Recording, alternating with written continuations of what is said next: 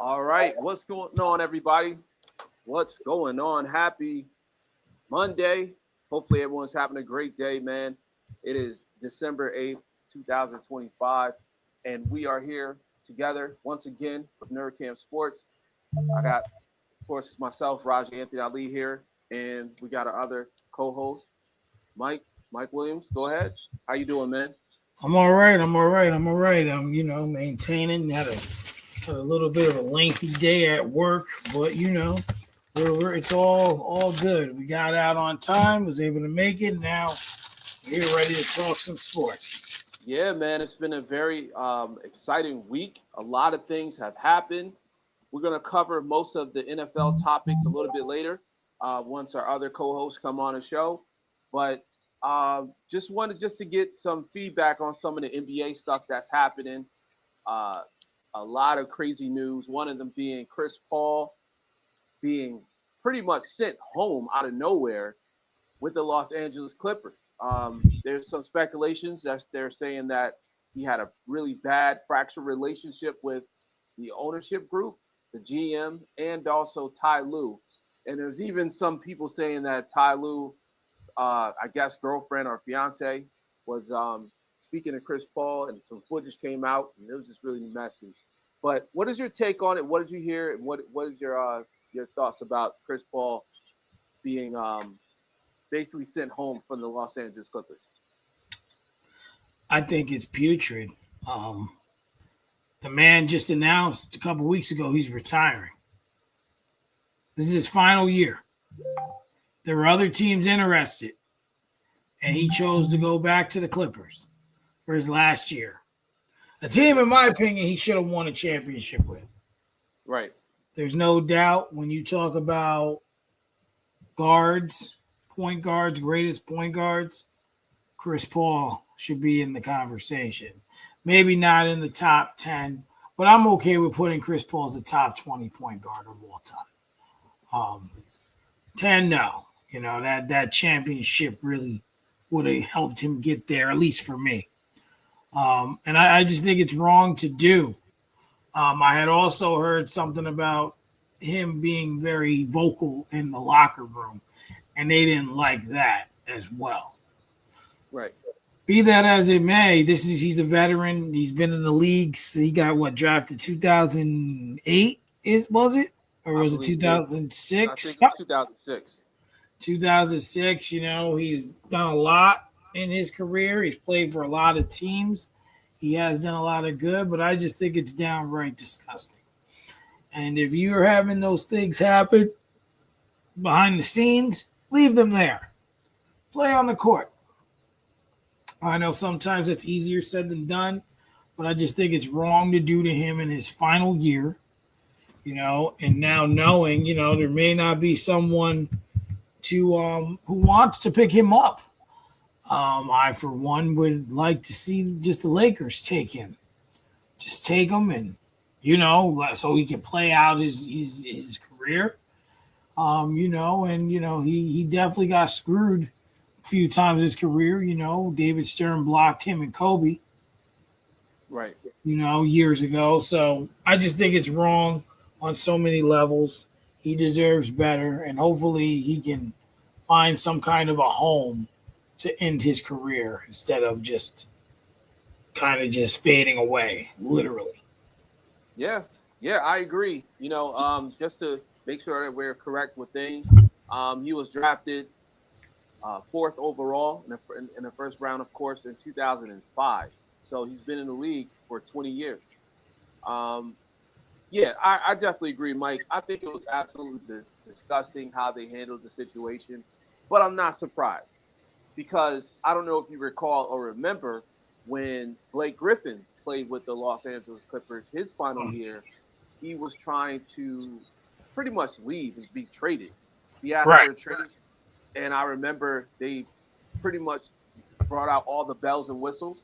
They brought in the ownership, which was of course Steve Ballmer at that time, and they had him sit down with him, did a whole like theatrical presentation on what the future will be if he signs his extension.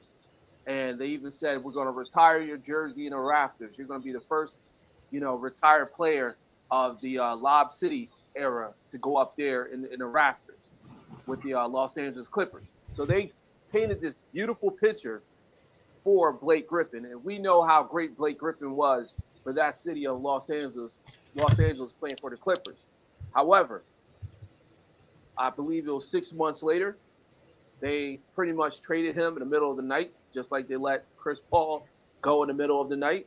Yep. And yeah, next thing you know, Blake Griffin was on his way to Detroit.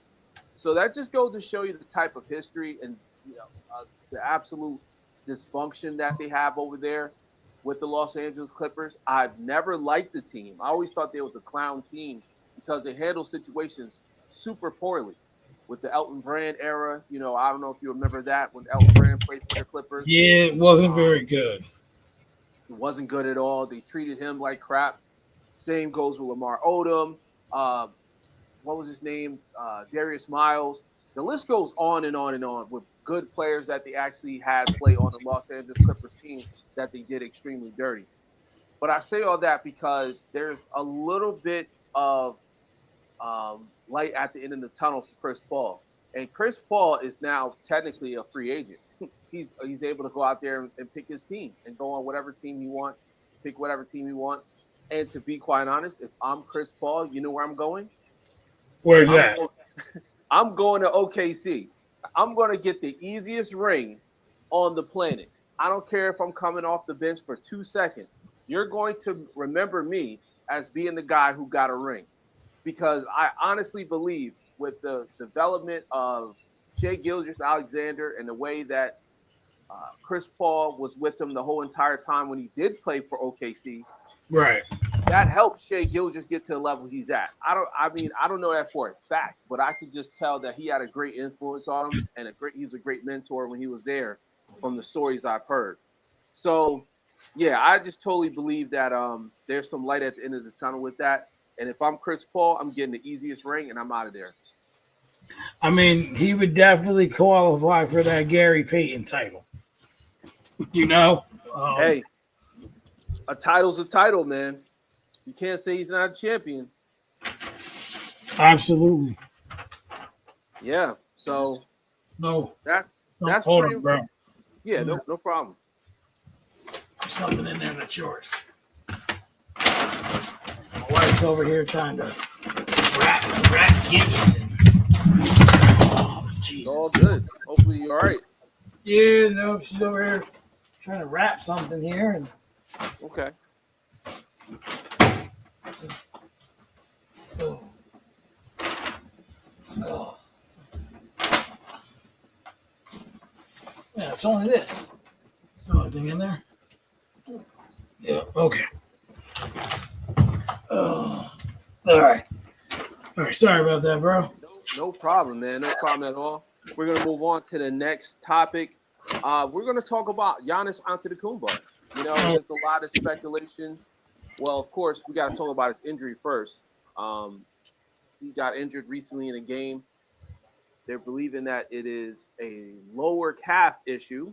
And hopefully it ends that way as far as like it doesn't get any worse, because we remember back when Kevin Durant played for the Golden State Warriors, he had pretty much the same type of lower extremity injury. So hopefully Giannis is okay. I pray that he has a speedy recovery. But before that, he was talking about his comfortability with the Milwaukee Bucks and their future. And there's a lot of speculations. A lot of people are saying that he took the Milwaukee Bucks out of his like Instagram story or his Instagram page, his Twitter page, all that stuff. So they're speculating that he's pretty much done with the Milwaukee Bucks. So what is your thoughts on Giannis Antetokounmpo and his future with the Milwaukee Bucks? And if he does demand a trade or if he wants a trade, what teams should trade for him? There's 3 guarantees that we're going to hear every year about sports. Number 1 is Mike Thomas should be fired. Number 2 is how's Jerry Jones going to mess up the Cowboys. Mm-hmm. And number 3 is Giannis, and is he going to move on, among other things. But those are three stories I've heard every year. Right. Now, to me, obviously, they're done with one another. Like, they need to stop sugarcoating it, right? They need to stop beating around the bush. He don't want to be there anymore, and you don't want him there anymore. He won you the championship. You have not been able to get back out. You haven't been able to get out of the first round, if I'm Right. not mistaken, since That then. is true. So now go out. Like, yo, Desmond Bain was traded for like 5 first-round picks. Could you imagine what you could get for Giannis? How many first rounders on top of players?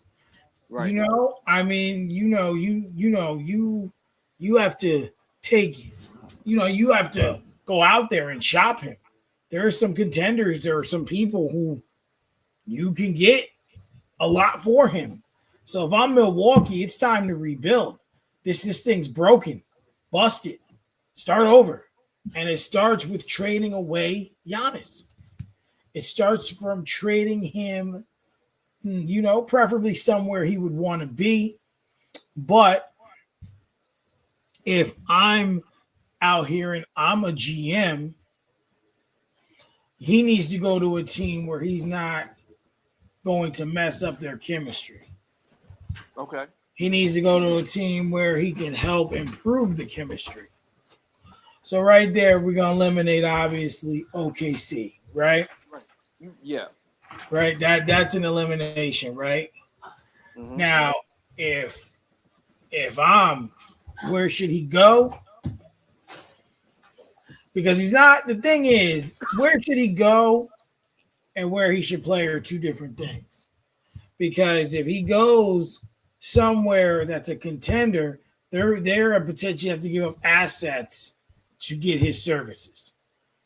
You're going to have to give up so much that it's going to balance you out, right? Right. So I'm just going to say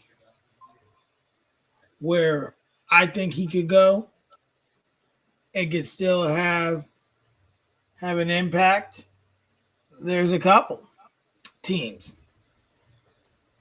For me, there's a team that's middle of the pack where he could come and make an immediate impact, and they're automatically going to win a championship. That's Golden State. Okay. That's one option. Right. I heard speculation of, a while ago about San Antonio. Yeah. But the only issue is, can him and Wemby really dwell together, one? And two, what are they going to have to give up? Right. So I would say Golden State. Now and the other option would be the New York Knicks. Yeah. I know that's kind of bittersweet to some people, but if you can, to me, if you keep Brunson and Mikal Bridges, I think Giannis can do anything else to help. So to me, those are the two most important players on that team. To me, is Mikal Bridges, because Mikal Bridges is, and I'm going to say this, he's probably the best two-way player in basketball. Oh, like yeah. I seen a play. I seen a play where this man did a strip block, passed it to Brunson, ran up the floor. Brunson passed it back. He laid it in. I mean, he's just phenomenal. I do still think the Knicks gave up too much to get him, but at least it's paying off for them. So to me, if you can keep Brunson and you can keep him, Bridges, I'm okay with splitting with Cat. I'm okay with splitting with some picks. As long as you guys still have a little bit of depth on the bench and you still have those two players, Giannis, they would automatically, no doubt in my mind, become the favorite in the Eastern Conference. Right. Right. The only one that can stop them, in my opinion, would be OKC. Because ain't nobody stopping them as far as I'm concerned. Right. So I definitely agree with you, Mike. But I'm gonna give it even more of a spin to it, right? So you mentioned the New York Knicks, and you mentioned giving up Carl Anthony Towns pretty much for Giannis, right? And some maybe some draft picks, a couple role players, et cetera, et cetera. Okay. Well, how about this? How about we hold on Carl Anthony Towns, but we get rid of Mikal Bridges? And I'm gonna tell you why. Because you can move Cat to the 5, and you can move Giannis to the 4, and now you have a front court that can score you anywhere between 60 to about 70 points a game. And then if you have Brunson scoring, and OG Ananobi or maybe a role player like Josh Hart, you got a very dominant, tall, lanky team. And that's just one of the options if you go that route of putting him on a Knicks, right? But how about this? How about we put him on another contender in the East? And this is something I've been thinking about for a few days. How about the Orlando Magic? The Orlando Magic, all they're missing is Giannis. They have all the pieces. They have all the shooters. They play incredible defense. They can get up and down the floor, and they're young. Most of those players in the front court, the front court are extremely lanky. You got Paulo Banchero, you got Mo Wagner, you got Franz Wagner, you have uh, all these tall players like Bataze, uh, Wendell Carter, right? All these guys are like 7 feet or close to 7 feet. So you're gonna have to stop that in the paint, and you're gonna have to stop them making shots because most of them can shoot. So I'm thinking I would like to see him on a Magic. I know it's not a major city team, but it's a team that can win a championship in the next 2 seasons. And he's 30. So he could get this championship before he's 30, before he retires. Yeah, I mean, I don't know if he's. I'm not saying he wouldn't help them, but I think for him, he's getting to that point in his career where he wants to know he's going to win. Right. It's not a bad choice at all by any means. It's just, I think it's something that they would have to consider. Something you Right. should. I think it's something anyone has to consider altogether. Yeah. And You that's the know, thing. And that's the thing. It's like if you bring him to Golden State, yes, you got Steph Curry, you got Draymond, you got Jimmy Butler, but you're gonna have to give up one of those guys. You're gonna have to give up either Draymond or Jimmy. And if you give up one of those guys, it's going to set you back because you don't have that depth in the actual team that could get you over the hump if one of the leaders are injured. Like right now, you got players that are hurt, like Steph Curry on the Warriors, and he might not be back for a few days or a few weeks. And yeah, how can they get out of that slump? What they're going to use, Quentin Post? Are they going to use what's that guy's name that just went off?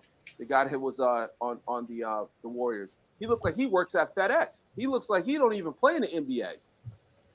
If you guys know who I'm talking about, chat, let me know because that guy was hitting threes, and I'm like, who is this guy? He looked like a great player. who are you? Where'd you come from? I honestly, I think his name is something Spencer. I got him on my fantasy team because he actually was going off that good. He's like, oh, wait a minute. Yeah, I said I have to put him on Pat Spencer. He got a brother that plays on one of the other teams. Pat Spencer plays on he's a point guard with the Golden State Warriors though. But yeah, go look him up. He don't even look like he belongs there. He look like he does insurance. So I say that because how long are the Golden State Warriors going to get away with these kind of guys? Like these guys you never heard of that ends up shooting threes and making a name for themselves when Steph Curry's not there. So I just don't trust it. And on top of that, not to be long-winded, but I really don't trust Steve Kerr. Steve Kerr is probably the worst coach in the NBA. And I don't think it gets enough attention that how bad of a coach he is.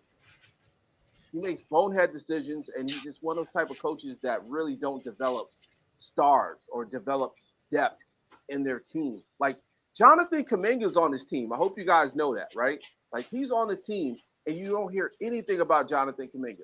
It's unbelievable. Well, you got to look at it like this. This man was handed a gift. You know, he was That's true.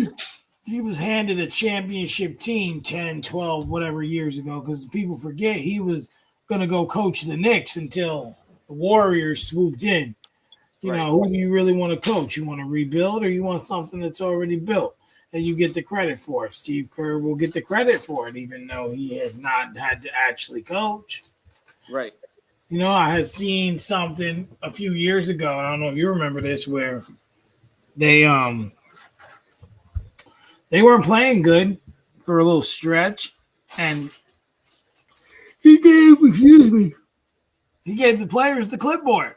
Said, "All right, y'all Yeah, not I listening to remember. me. Here, you figure it out." And they were running the plays and all that. That ain't coaching. That No. ain't discipline. Like, no. Like, what are you doing? So, you know, that's the thing. Steve Kerr is not a good coach. He's just a more successful version of Doc Rivers. Yeah, exactly. He's the white Doc Rivers. Let's just be honest.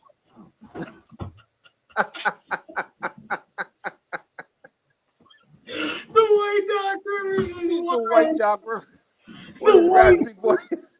With his raspy voice. the white Doc Rivers is wild. I need that on a t-shirt. I need that on a t-shirt. Steve Kerr is the white Doc Rivers. That is hilarious. Oh my god. Oh my god. The white Doc Rivers. Oh man. All right. So moving on, we gotta move on to the next topic. We're gonna talk about the OKC Thunder, man. The Thunder, they're on a roll right now. OKC Thunder is, let's look at the record. 21 and 23 and 1. This is incredible. I mean, I've never seen a run this long. I believe they're on was it 15 game win streak? Let me just double check. It might be a 15-game win streak. Hold on. Just give me a second.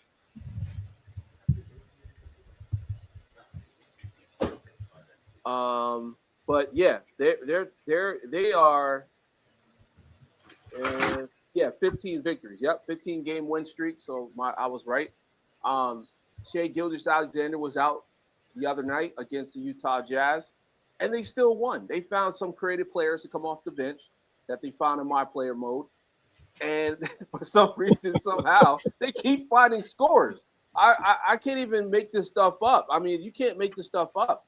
So, what is your take? Do you think they're the best NBA team of all time so far? You got to put the 72-10 and 72 and 10 Bulls there. Right. I have to put the 73-9 Warriors in that stratosphere. Mm-hmm. You have to put some of those, 03 Spurs in there. Right. There's when you talk about greatest teams, some of those Lakers teams, Celtics teams, you can even put the 07 Celtics in there, KG and all them boys. The 2012 Heat. I mean, that team was crazy as well. Right. To answer that question, I think it's too early to say. Now, if they go 74 and 8, it's not deniable. When it's said and done, regardless, for the sake of the question, I'm going to say yes, because I think, right now, the way they're playing, no one can stop them. And they were playing without Jalen Williams, which was like their third biggest guy. Like, SGA is operating on another level. And to me, he's out for blood. This man's like, nah, like, we about to have a repeat champion. Like, it ain't been done in a long time. We about to do that. Mm-hmm. So, Chet's been pretty healthy, and we knew what he was going to bring to the table. And this is all about drafting the right way. They're about to hit the second apron after this season, so it's going to be a little difficult. So right now, they're looking at some. They're looking phenomenal. They can't Yeah, be stopped. I, I agree. And you know what's so crazy about it is that they still got their draft capital. They still got those draft picks from like way back. And they're a young team. They're a super young team. Shea Gilders Alexander in his 20s, Chet Holmgren in his 20s, Jalen Williams in his 20s. All these guys are young, and they got some veteran presence with like Caruso. There's a few other players on there like Hartenstein, and they got some good, really good vets that been in the league for a long, long time. But my thing is, when we talk about the greatest teams of all time, we normally talk about some great players, and I get it. SGA is the MVP, and I understand that he's one of those type of players that a lot of people scrutinize because the way he scores. He's a lot like James Harden back in the days. He used to get the free throws. He used to bait the fouls. But tell me if I'm wrong though, Mike. There's no true superstar outside of SGA on that team. Like when we talk about great teams, we normally talk about two players, right? So there's normally somebody like Jordan and Pippen, or Steph Curry and Klay Thompson, or Steph Curry, Klay Thompson, and KD, or like you mentioned before with the Spurs, you got Tim Duncan, Ginobili, and Tony Parker. Like these guys are legends. Do you see anyone outside of SGA as someone that's a legend or a potential legend in the future? I think right now, you got to look at the three guys that they paid. Okay. They're only going to go as far as those three guys take them. Now, to throw the word legend around, I think the only one who can cure that status right now is SGA. I think Chet has a good chance. I do believe that he has the capability to be one of the most dominant players if he can stay healthy and he can find ways to keep upgrading his game, because he can do a lot. I would call him, and this may be a little bit of an overstep, but I would call him a modern day Dirk. Okay. A lot of the things Nowitzki, I can see the similarity. A lot of the things Nowitzki can do, which was weird at his time, Chet can do those same things. So when you look at it from that standpoint, I think he does. Now, there's no denying what Jalen Williams brings to the table.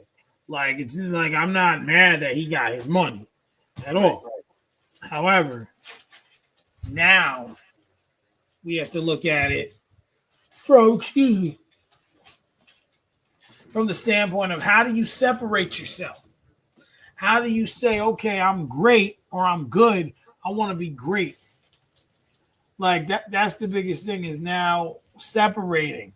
So to answer the question, I'm going to say Chet does have a chance. Mm-hmm. But I think, to me, sometimes having the superstars not having them isn't a bad thing. Like, I look at it like this. When they brought the big three together in the Heat, not 4, not 5, right? Yeah. The expectations are high. Right. You looked at the Celtics when they came together. Expectations high. Kevin Durant going to Golden State, expectations are high. Guess what? OKC was drafted and they just kind of figured it out and it worked. They had no expectations. Like, yeah, they were expected to make the playoffs and play well, but they had no expectation in terms of, okay, like when SGA got traded there, he wasn't the focal point, right? No, like he wasn't like he wasn't expected to turn into this amazing MVP superstar. He wasn't. It wasn't that thing. So now the expectations are there, and they're delivering. You have other teams who have expectations. Like we had some expectations for the Clippers. Like, yeah, everyone's aging, but you're still a basketball team. Right. They're not doing anything. There was expectations for Milwaukee. They ain't doing anything. So, there's just so many teams who have expectations. So I think Chet is the guy out of the three. I do not Jalen. They're all like you said. They're all young. They all Yeah, have an opportunity to be legendary because let's be honest, Ginobili and Parker in the beginning they weren't known as those dudes either. that's Like true. But they were all stars. You know what I mean? Like I don't really. but the way I'm not trying to dim their light, but it just the doesn't. the way. But here's the other thing, and I don't mean to kind of negate that point, but the word all star is too loose now. Right. I To agree. me, to me, when those guys were all stars, those were all stars. Like though they were at the top of their game, that's what got them in. Right. Now it's just a popularity contest. To me, I think there needs to be, and we could talk about this closer to the All Star game, but I think there needs to be a certain amount of qualifications to qualify to be considered an All Star. Yeah. And then if you meet the qualifications, then you get the votes, And then if someone gets hurt, because that usually happens, someone gets in, but they're hurt, then it goes to the next qualified guy. Right. Yeah, that Because, makes sense. but yeah, I think it'd be Chet if anyone could get that distinction of those three gentlemen. Right. Right. Yeah, it's just one of those things where I'm like looking at the team and I'm just evaluating how are they winning these games because they're not just winning these games by like a couple of points or somebody goes off and scores 50. They're winning these games in a fashion where it's a blowout every single game. And now we're looking to see, okay, how much are they going to blow them out by? That Yeah. type of thing. You know what I mean? And on top of that, like I said, they're not playing outside of themselves. They're not doing anything differently than what they did last season. And I think the coach needs more credit because it's more of a system more than anything. Because I've witnessed them play without Jalen Williams. I witnessed him play without Shea Gilgis Alexander. I witnessed him play without Chet Holmgren. And guess what? They won those games. They won all the games. They only lost one game this season, and I think it was when they all was on the court. So I say that because it's just like it's one of those things where it's like, damn, this team low key might be the 2025 Spurs. Like you was just saying, your Ginobili's and your Tony Parkers of the world wasn't really superstars, but they were damn good players and they played their role. Like Ginobili came off the bench. A lot of people that are younger Forget. than us don't really know that. They think Ginobili was a starter. I remember that man being the sixth man. So it kind of just it kind of plays into what we were talking about before with like organizations and coaches and how people build their organization from the top down. Like we were saying the opposite with the Los Angeles Clippers. But I just want to get your thoughts on that, man, because I'm shocked. We're like a quarter into the season and all this is happening, and guess what? They're still winning. They only lost one game, and they're 20. There's 24 games in, over a quarter of the season in, and they already won most of their games. And that's what I say. To me, it takes about 25 games in basketball to figure out who teams are. So Right. you know who they're going to be around December. And then once the All Star break is over, you know who's going to be for real.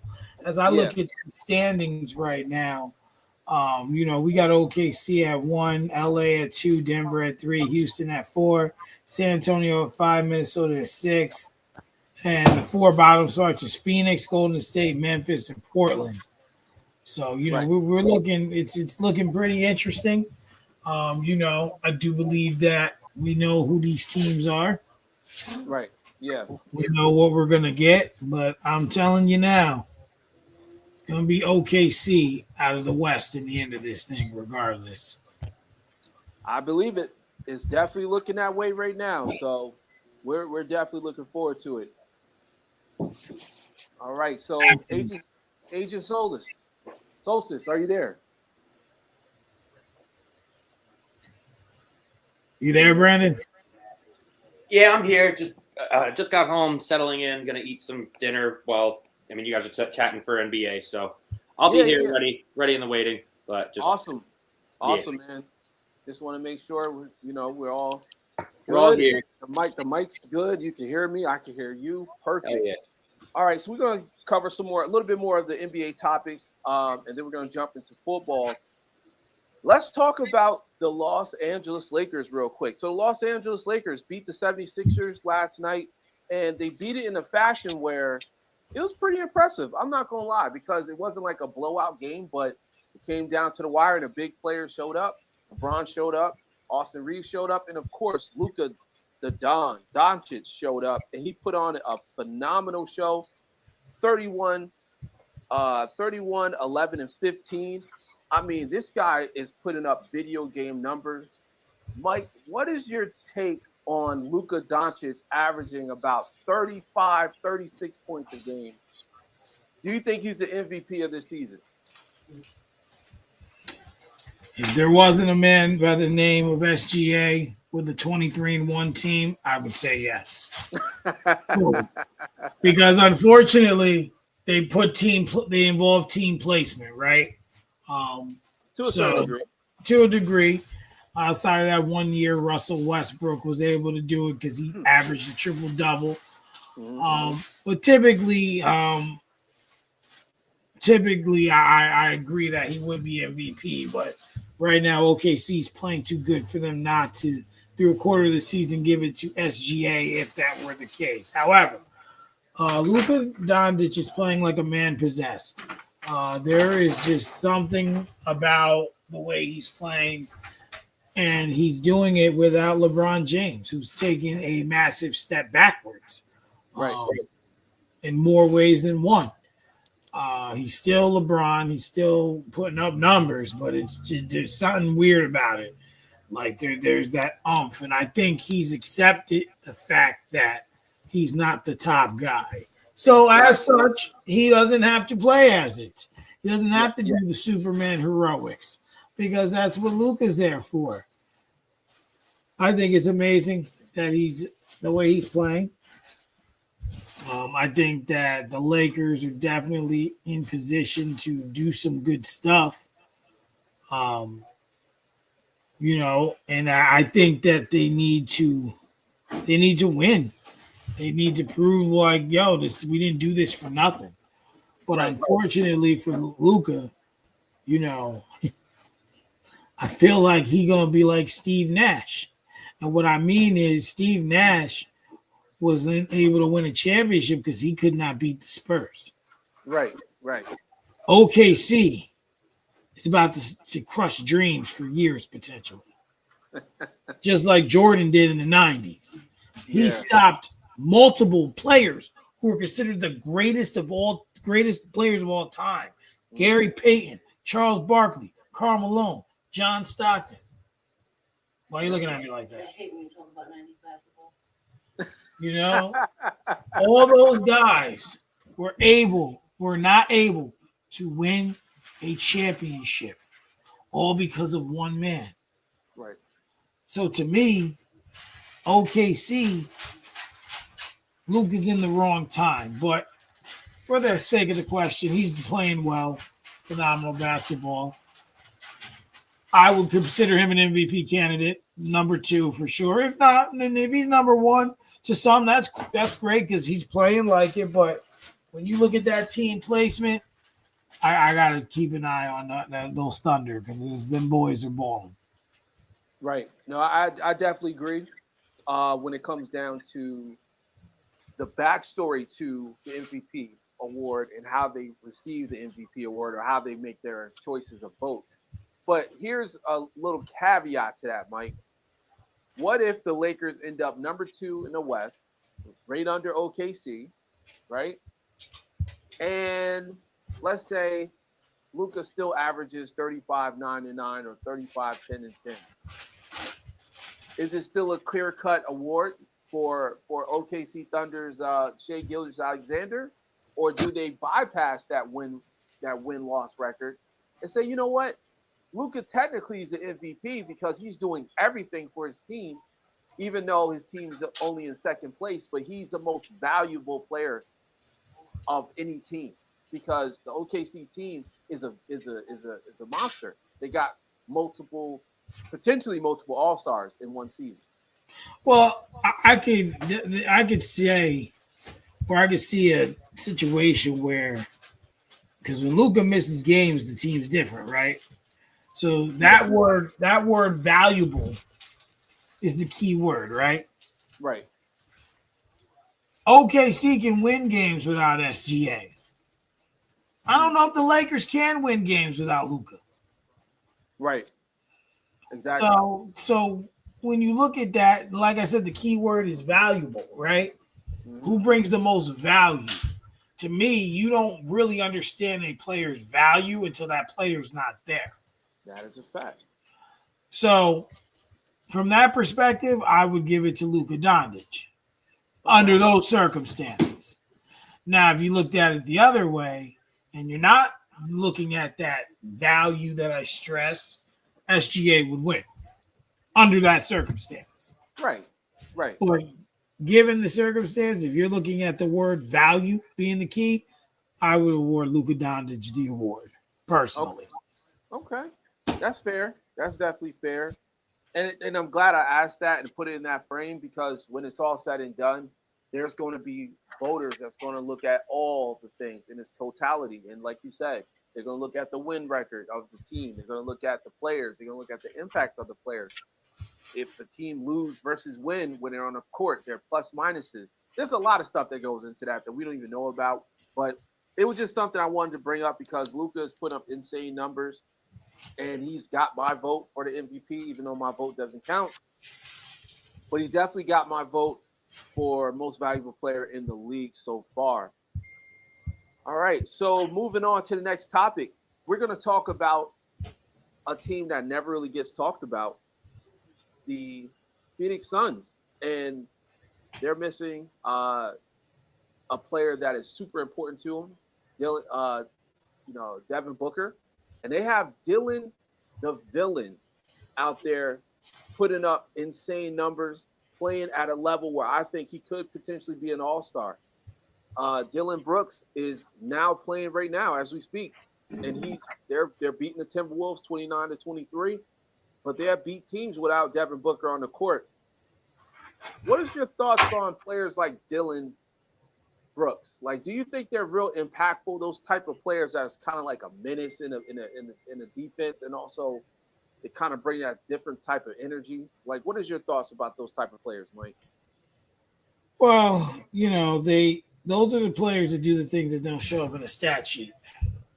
They do the little things that aren't credited for, that aren't even considered, excuse me, to be looked at. So when I look at Dylan Brooks and players like that, I think they're good to have because they're not worried about stats. He's worried about doing whatever he's got to do to win the game. Right. Whatever that takes, that's what he's going to do. So to me, I think there should be more players who are willing to get their hands dirty and do the dirty work to win games. Right. I agree. I agree. And you know what makes it so interesting, Mike? When he played with the Memphis Grizzlies, right? It seems like Ja Morant was more focused. Am I wrong? Yeah. It was like he was taking the game more serious.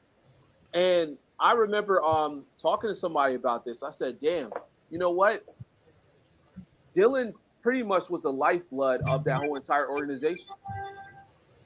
I couldn't believe how important he was to the team and the organization because he brought that swagger, he brought that toughness, and people didn't mess with Dylan when he was on the court. Like he was going up against LeBron. He was guarding LeBron when the Memphis Grizzlies would face up against the Los Angeles Lakers.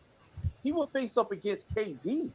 Like we're talking about lockdown defensive player type feeling. You know what I'm saying? And I mean, I could go on and on and on for those type of players because I love to see that. I love to see those type of players that do more than what the stats say.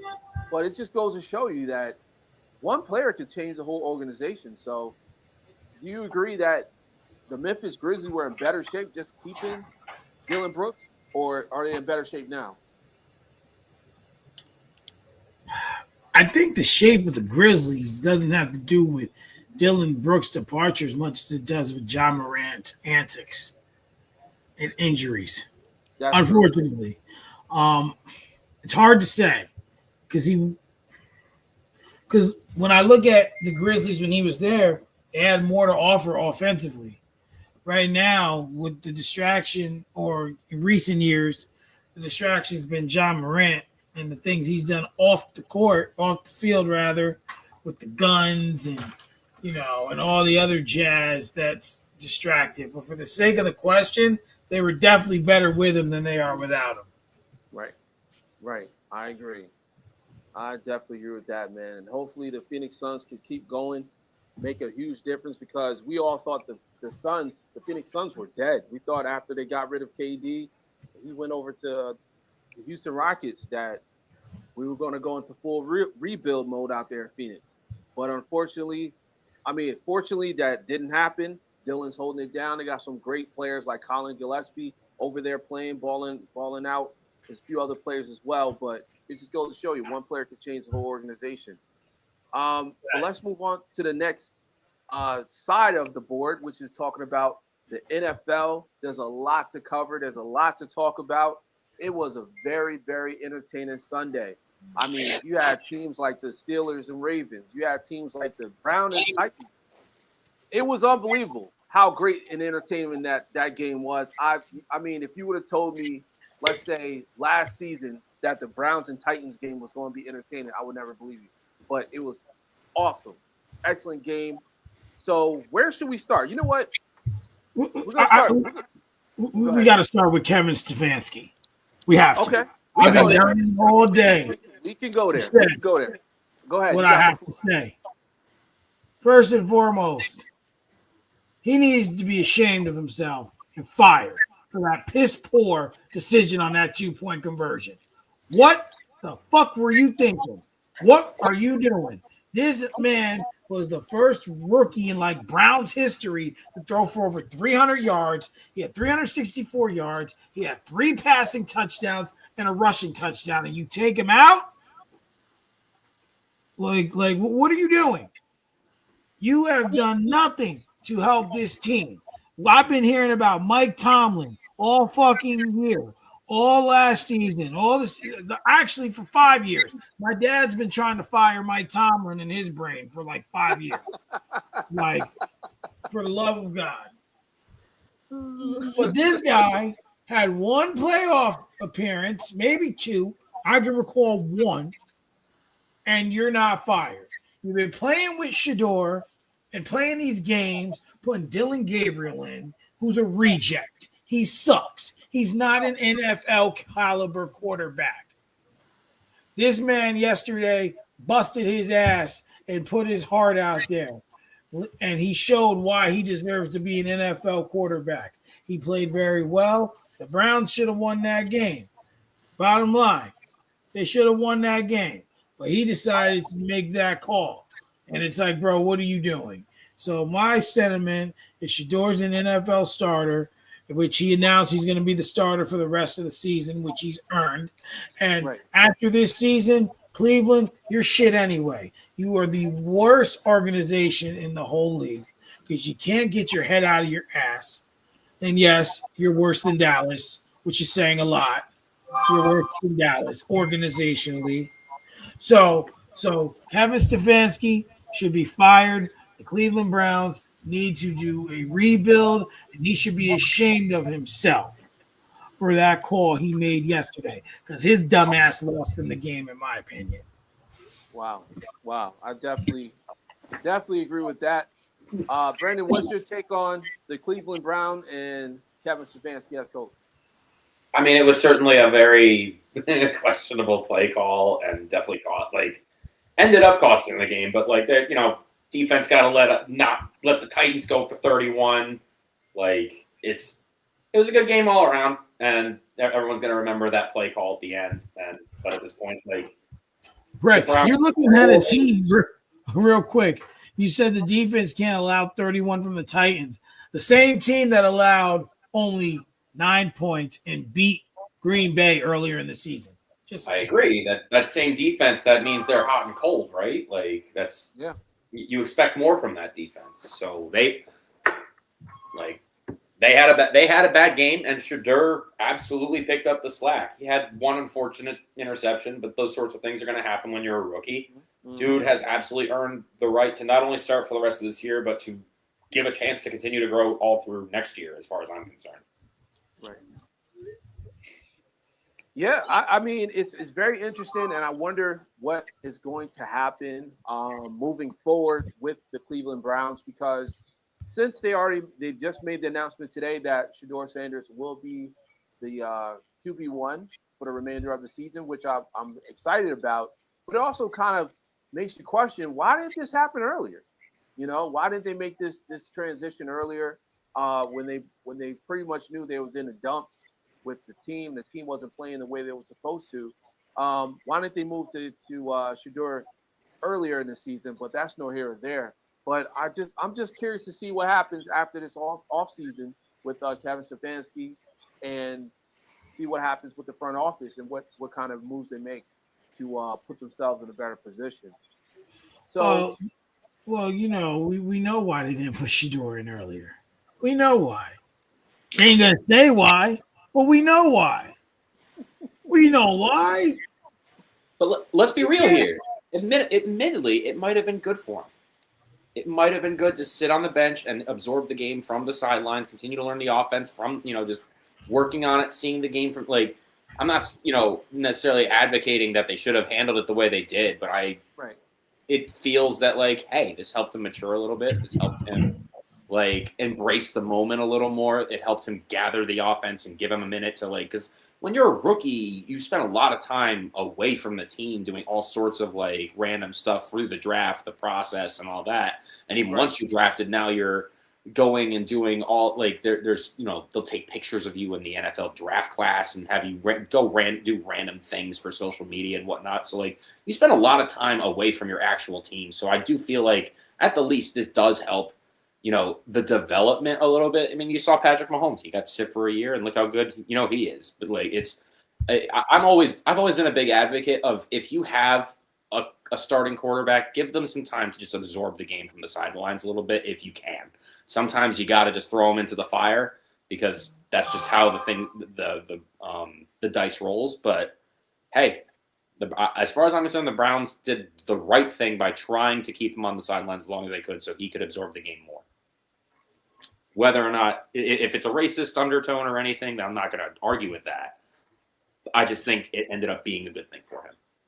Yeah, well, unfortunately, go ahead, Raj. No, I was going to say, I definitely see your point, and I agree with because, like, outside of race or anything like that, like you mentioned, Patrick Mahomes, Jordan Love, especially at the quarterback position, there's a lot of quarterbacks, even your quarterback, Mike, Rodgers. There's a lot of quarterbacks that need to sit and watch veterans make the moves that they make, and also learn the playbook, and also learn the game of NFL football, because we gotta realize and understand that this is a grown man's game. These guys got mortgages and kids, so it's not college sports. It's not like it's going to be out there, they're just playing for fun, or now they get paid, but you know what I mean. But I say that to say I agree with it. However, I feel the organization, and this is where I kind of part ways with that, the organization really didn't give a clear cut on what exactly was going to go on with their rookies. Like, when they gave Dylan Gabriel the opportunity, there was no clear path on why he was picked over Shedeur in the situation of allowing a rookie to go out there and play. That's my issue. If they gave a clear path, maybe I missed it, but to go from Joe Flacco to Dylan Gabriel, and then he stunk up the joint, and then now Shedeur, and he's balling. Yeah, we can say, okay, well, it's because he had extra reps, he had extra time and stuff like that. I can agree with that, but There was no clear path, and that's my problem with the organization. There's no clear path with anything with the Cleveland Browns. There's always question marks with every decision they make. Even them drafting him so damn low in the draft. Like, what the hell? I mean, I have no retort for anything you just said. Like, I do feel that like the organization themselves they're being dysfunctional, but their dysfunction in this instance just so happened to help him a little bit because that's kind of how I was seeing. Like, is that I don't necessarily agree with how they handled it, but how they handled it ended up helping him a little bit. So I can definitely agree with that. Go ahead, Mike. You was going to say something. I cut you off.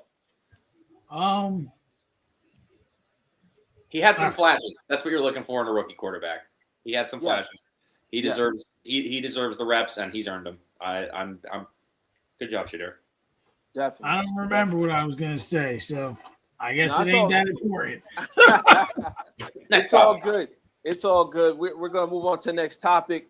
One of the games that we watched that was super entertaining as well was I can honestly say this was a complete banger, especially the fact that it was playing out there in the snow. We're talking about the Cincinnati Bengals versus the Buffalo Bills. And we know how it ended up. Buffalo ended up winning the game with the help of their incredible team, putting up incredible numbers in the second half. So I just want to know your take on it, Brandon. The Buffalo Bills beating the Cincinnati Bengals 34-39. What is your take on that game, and what did you get from it? I mean, what I got from it is it was great to have Josh find like he's beaten all of the important quarterbacks in the NFL now. That was his first win against Joe Burrow. Yeah. So as far as I'm concerned, that was like a legacy game, and that's why I was especially loud when Christian Benford got that pick six. Like, oh my God, that was crazy. I was not just loud; I was loud for a while. I couldn't stop screaming. That was just. Wow, that was such a shift in the game. I don't think I've ever seen a play have me going like this. Fuck this season, fuck this team, fuck this game, and then all of a sudden, like, let's go. But like, I'm still not gonna sit here. Like, we're in fifth place. We don't have the division. That we fumbled that away by pissing away the games against the Miami Dolphins and Atlanta Falcons. Like, New England's good enough that like, we say that. They beat us, and we shot ourselves in the foot. But they're a good enough team that like it doesn't hurt as much to say they lost to them. And then the Texans are that defense, no fucking joke. But it's just those two games. Like we needed them. We needed to be up in the conversation with Denver and New England for the number 1 seed, and we're really not unless we get a lot of help, which is probably not happening. So like.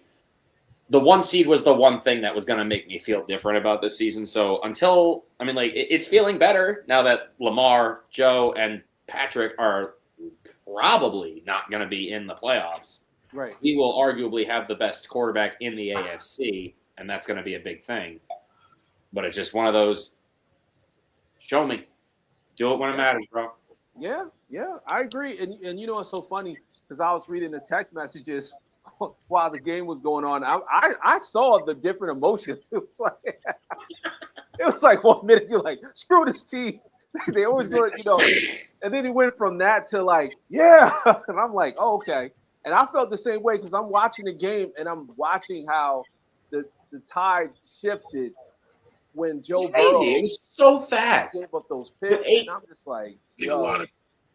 The Bengals with 8 minutes left were up by 10. With 3 minutes left, the Bills were up by 11. That's crazy. And even the defense on the Bengals side kind of folded. They couldn't stop Josh Allen at all. He ran in for that touchdown. I was like, it's over. It's over. They're going to win this game. Oh no, I didn't yell. I didn't cheer that much with the Josh Allen run, to be honest. I was like, yeah, we're back in the game. But it was like, we have to stop Burrow, like above all else. Like, and then the pick six, I was like, that's when, we can win this now. And then we intercepted him the very next play. I was like, oh shit, we're winning. Like, very next drive, got the ball back again. Yeah, that was 2 interceptions, 2 plays, and those were his first 2 interceptions all year. Wow. Like, very impressive. That was I got to give it to Sean McDermott and Joe Brady. They coached their ass off yesterday. That I will agree. And that's how you coach a game, ladies and gentlemen, because they didn't give up, they didn't give in, they put their best foot forward, and they believed. Mike, what is your take on Believe. that Buffalo Bills game with the Bengals losing? What was your take on Yeah, that? I would say that yesterday's game um, is, he played well, Allen, but it's finally good to see their defense step up and help. Because let's be honest, that's what won the game is those two picks. Yeah, Like at that critical moment, the first pick just swayed the momentum. The second pick just took it all the way home. So you've got to give credit to their defense. Josh also had 3 passing touchdowns yesterday, and he rushed for a touchdown as well. So he did his part. No turnovers. And no turnovers. So By the way, apparently Christian Benford did not allow a single catch to Jamar Chase in coverage. wow. On top of the pick six and a sack. So when you look All at pro Benford. So when you look at yesterday, it was a team effort. That's the thing. If it's all Josh Allen, they're not going to win. If Josh Allen plays poor and the defense plays good, they're not going to win. So, to me, yesterday was a team effort. They played well. I take that win with a little bit of a grain of salt because the Pittsburgh Steelers are in 4th and the Buffalo Bills are in 5th. And if we were to end today, we'd have to play Buffalo again. Lord knows we didn't play well against them last week. So, be that as it may, it was a very good showing, and it was a win that Allen needed for sure. Unfortunately, though, what's going to happen to him if he makes the playoffs, and the other 3 quarterbacks don't, right? No, tell me. You know what the narrative is going to be. We got to see him do it with all the big boys. That's going to be the narrative. They're going to change. I'll be honest. I don't think that's the case. I don't think Who's that's the other the case. big boy in the AFC that would be there? What I'm saying to you. All those other quarterbacks also got to prove too. We've never seen it from Bo Nix. Haven't seen it from Drake May. Haven't seen it from Trevor Lawrence. Haven't seen it from Justin Herbert. Haven't seen it from C.J. Stroud. Yep. That's the point. You just so the narrative surrounds the whole AFC. If Lamar, they're gonna talk about the 3 that aren't there. That's the narrative they're gonna create. Okay, and let me just kind of push back on that a little bit, real quick, right? Oh, it's not me creating this narrative. That's general media. Right, but this is why the media is shifting now, because there's a lot of people that keep giving those same talking points, right? But hear me out. You got Bo Nix, you got Drake May, and you have Josh Allen, right? AFC guys that are playing with a great team, great offense, great defense. Now, if any of those guys can make it to the AFC Championship and win it, then they prove that they're the best of the best. Because guess what? Patrick Mahomes didn't play good this season. The Chiefs, Patrick Mahomes and the Chiefs didn't play good this season. The Bengals, they pretty much lost their chances when Joe Burrow went down with that foot injury. And guess what? Lamar Jackson's playing now, and he's playing like crap. So it's not about what happened in the past. It's what's happening right now. That's what matters. Because the best of the best is going to win this. Not just people that's like, the same faces. Yeah, that's cool. But who would ever expect Drake May to be what he is today? I mean, I get it. Check the tape. They were my sleeper. I believe you. But they definitely stepped up. I didn't see it being this crazy, but I knew I picked them to go to the playoffs this year. Right. But I do remember you mentioning them, I believe last season. I It don't was know. it was Or our beginning of this opening- season. It was our opening episode for this season. Yes, That we it all was. did. It was. Sleeper. They were my sleeper. You definitely did. You definitely did. So, but you get what I'm saying, though, Mike. No, yeah. The talking heads have to switch up their talking point because they're putting themselves way back into like the stone ages with this type of talk. Yeah. Patrick Mahomes is not coming through that door to win a championship in the AFC. He's not coming. He's done. He's cooked. Pack him up. He's abstinent. Yes. So I don't He's see not this. coming. So let's put a little flip on that. Okay. What's the narrative? So now that means looking at this, Josh Allen is the best quarterback of what's there. That Right? means the narrative is if you don't get it done, the fuck. Yeah, this is your time to do it. This Yeah. is the time the Buffalo Bills got to close the deal. Okay, they got to ask the girl out and take her out on a date. Damn it, you can't just stand there and just pretend. It's just infuriating that we didn't go all in at the trade deadline and go get like Jalen Waddle or somebody. But I love what they got with Shavers, though. I think Shavers is a good. Did you check that all 22 of the Bills Steelers game, Mike? I didn't get to I wasn't here for last week. But did you see my man Shavers run blocking? My guy is a force. Yes. Whoo, boy. Let me tell you, as soon as the second half started, I stopped watching that game. Oh damn! What the hell? When I texted Brandon in the group, I was like, and that first play happened and they scored, and I'm like, this game's over. Steelers ain't recovering from that. Yeah, because that play knocked Rodgers out, and I was like, yeah, it's over now. Even if that weren't the case, just them scoring off of that play. It would have been poetic if there's some streak that he had or whatever. The Bills were the one that ended Brett Favre's Iron Man streak. Wow. It would have been a little poetic if we knocked him out for the year or something. Ended it.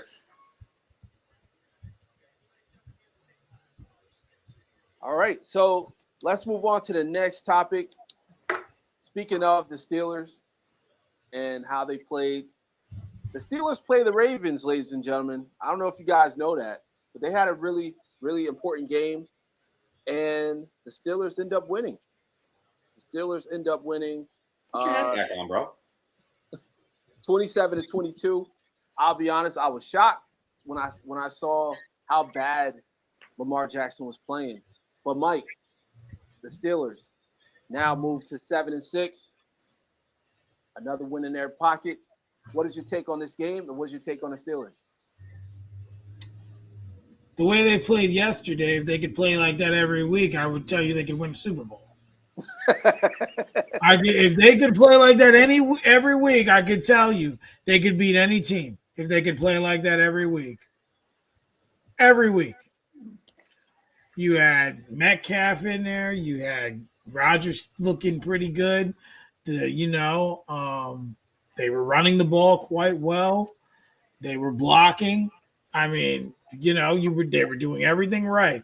And you know what's fucking hilarious? I have not seen fired Tomlin since Sunday. I haven't seen it all week. I didn't hear the crowd chanting it. I haven't seen nothing at all. But yet last week when I was talking about it, just dancing around the question, I was looking that crazy because I do not believe that's the answer. It's funny how things change in a 7-day period. But unfortunately, it's funny how things change in a month period. Jesus Christ, Indianapolis. So, well, we gotta give credit. We gotta give credit where it's due, but we can't ignore some miscues by the officiating yesterday. We wouldn't be doing our job if we didn't talk about two plays that really swung this game. I wouldn't say swung, but contributed. Listen, I'm a Steelers fan. But since when is 2 full possession and 2 feet on the ground not a touchdown? Since when? A football Well, move in the end zone. yeah, but he didn't have full control, Mike. I don't know. He didn't have full control. I watched it This- over and over because again. And I'm like, there was another play where Rodgers threw the ball, it got batted up, and suddenly it was a completion and then a sack. hmm. Then there was a field goal call in that game that the NFL said they got wrong, and it cost the Ravens points. There was some bad officiating yesterday. Luckily, we were on the right side of their bad officiating, but you know, you Gotta call a spade a spade. yeah, you got to call a spade a spade. Yeah. But at the end of the day, you know, you got to get these calls right, whether it's right or wrong. But they played very well overall yesterday. And if they could play like that every week, they can compete with anybody. But you know, now you're looking at a weird situation because next week, we play Miami Monday night. Play Miami at home. Shit, I forget who the Ravens play. But this is a game that they need to win. This is and you know what scares me? This is the game that Pittsburgh will find a way to lose. Who plays Cincinnati? The Ravens? The Ravens play Cincinnati? Well, who knows if they're going to play? Because, you know, Buffalo knocked it out of them. They're like, nah. But they might play just to keep Baltimore out, just to keep them miserable. Not eliminated. What happened? Cincinnati is not eliminated. They can Exactly. Are they? No. They're not mathematically eliminated. They can still. Are they? Fuck the mathematics. We're talking. Let's be realistic here. Fuck mathematics. Let's be realistic. I mean, I've seen the Bills we had a let's be realistic. Playoffs and we won the division. 8 and 9 is not winning this division. Oh, I mean, mathematically can happen. It's not. Probably not. I'm not arguing that it's going to happen. We got to be realistic here. Now, for that, if they're not eliminated, okay. So they do have something to play for. Now I have to, they got to, they really did need that game against Buffalo. But I mean, they did, but look, if they they play the Ravens next week. Yes. They play the Ravens next week. Okay, that's a very important game, right? So if they beat them, they go up 5-9, and then the Ravens go down 6-8. So we're looking at the shift because the Ravens don't look good, man. The Ravens look like they just lost all hope and just gave up. I don't know what's going on. They can't score like they used to. Even with Derrick Henry's turning up, he put up 90+ yards, and they still lost. So it just goes to show you, it's more to it. So we can't eliminate them. Mathematically, they're still there, Mike. Right. But I didn't say mathematically. I said realistically. That is realistic. Math is real. Reality. Math is real. Math is real. Both of y'all is crazy. No, it's not crazy. Oh, come on, bro. Okay. Hold on.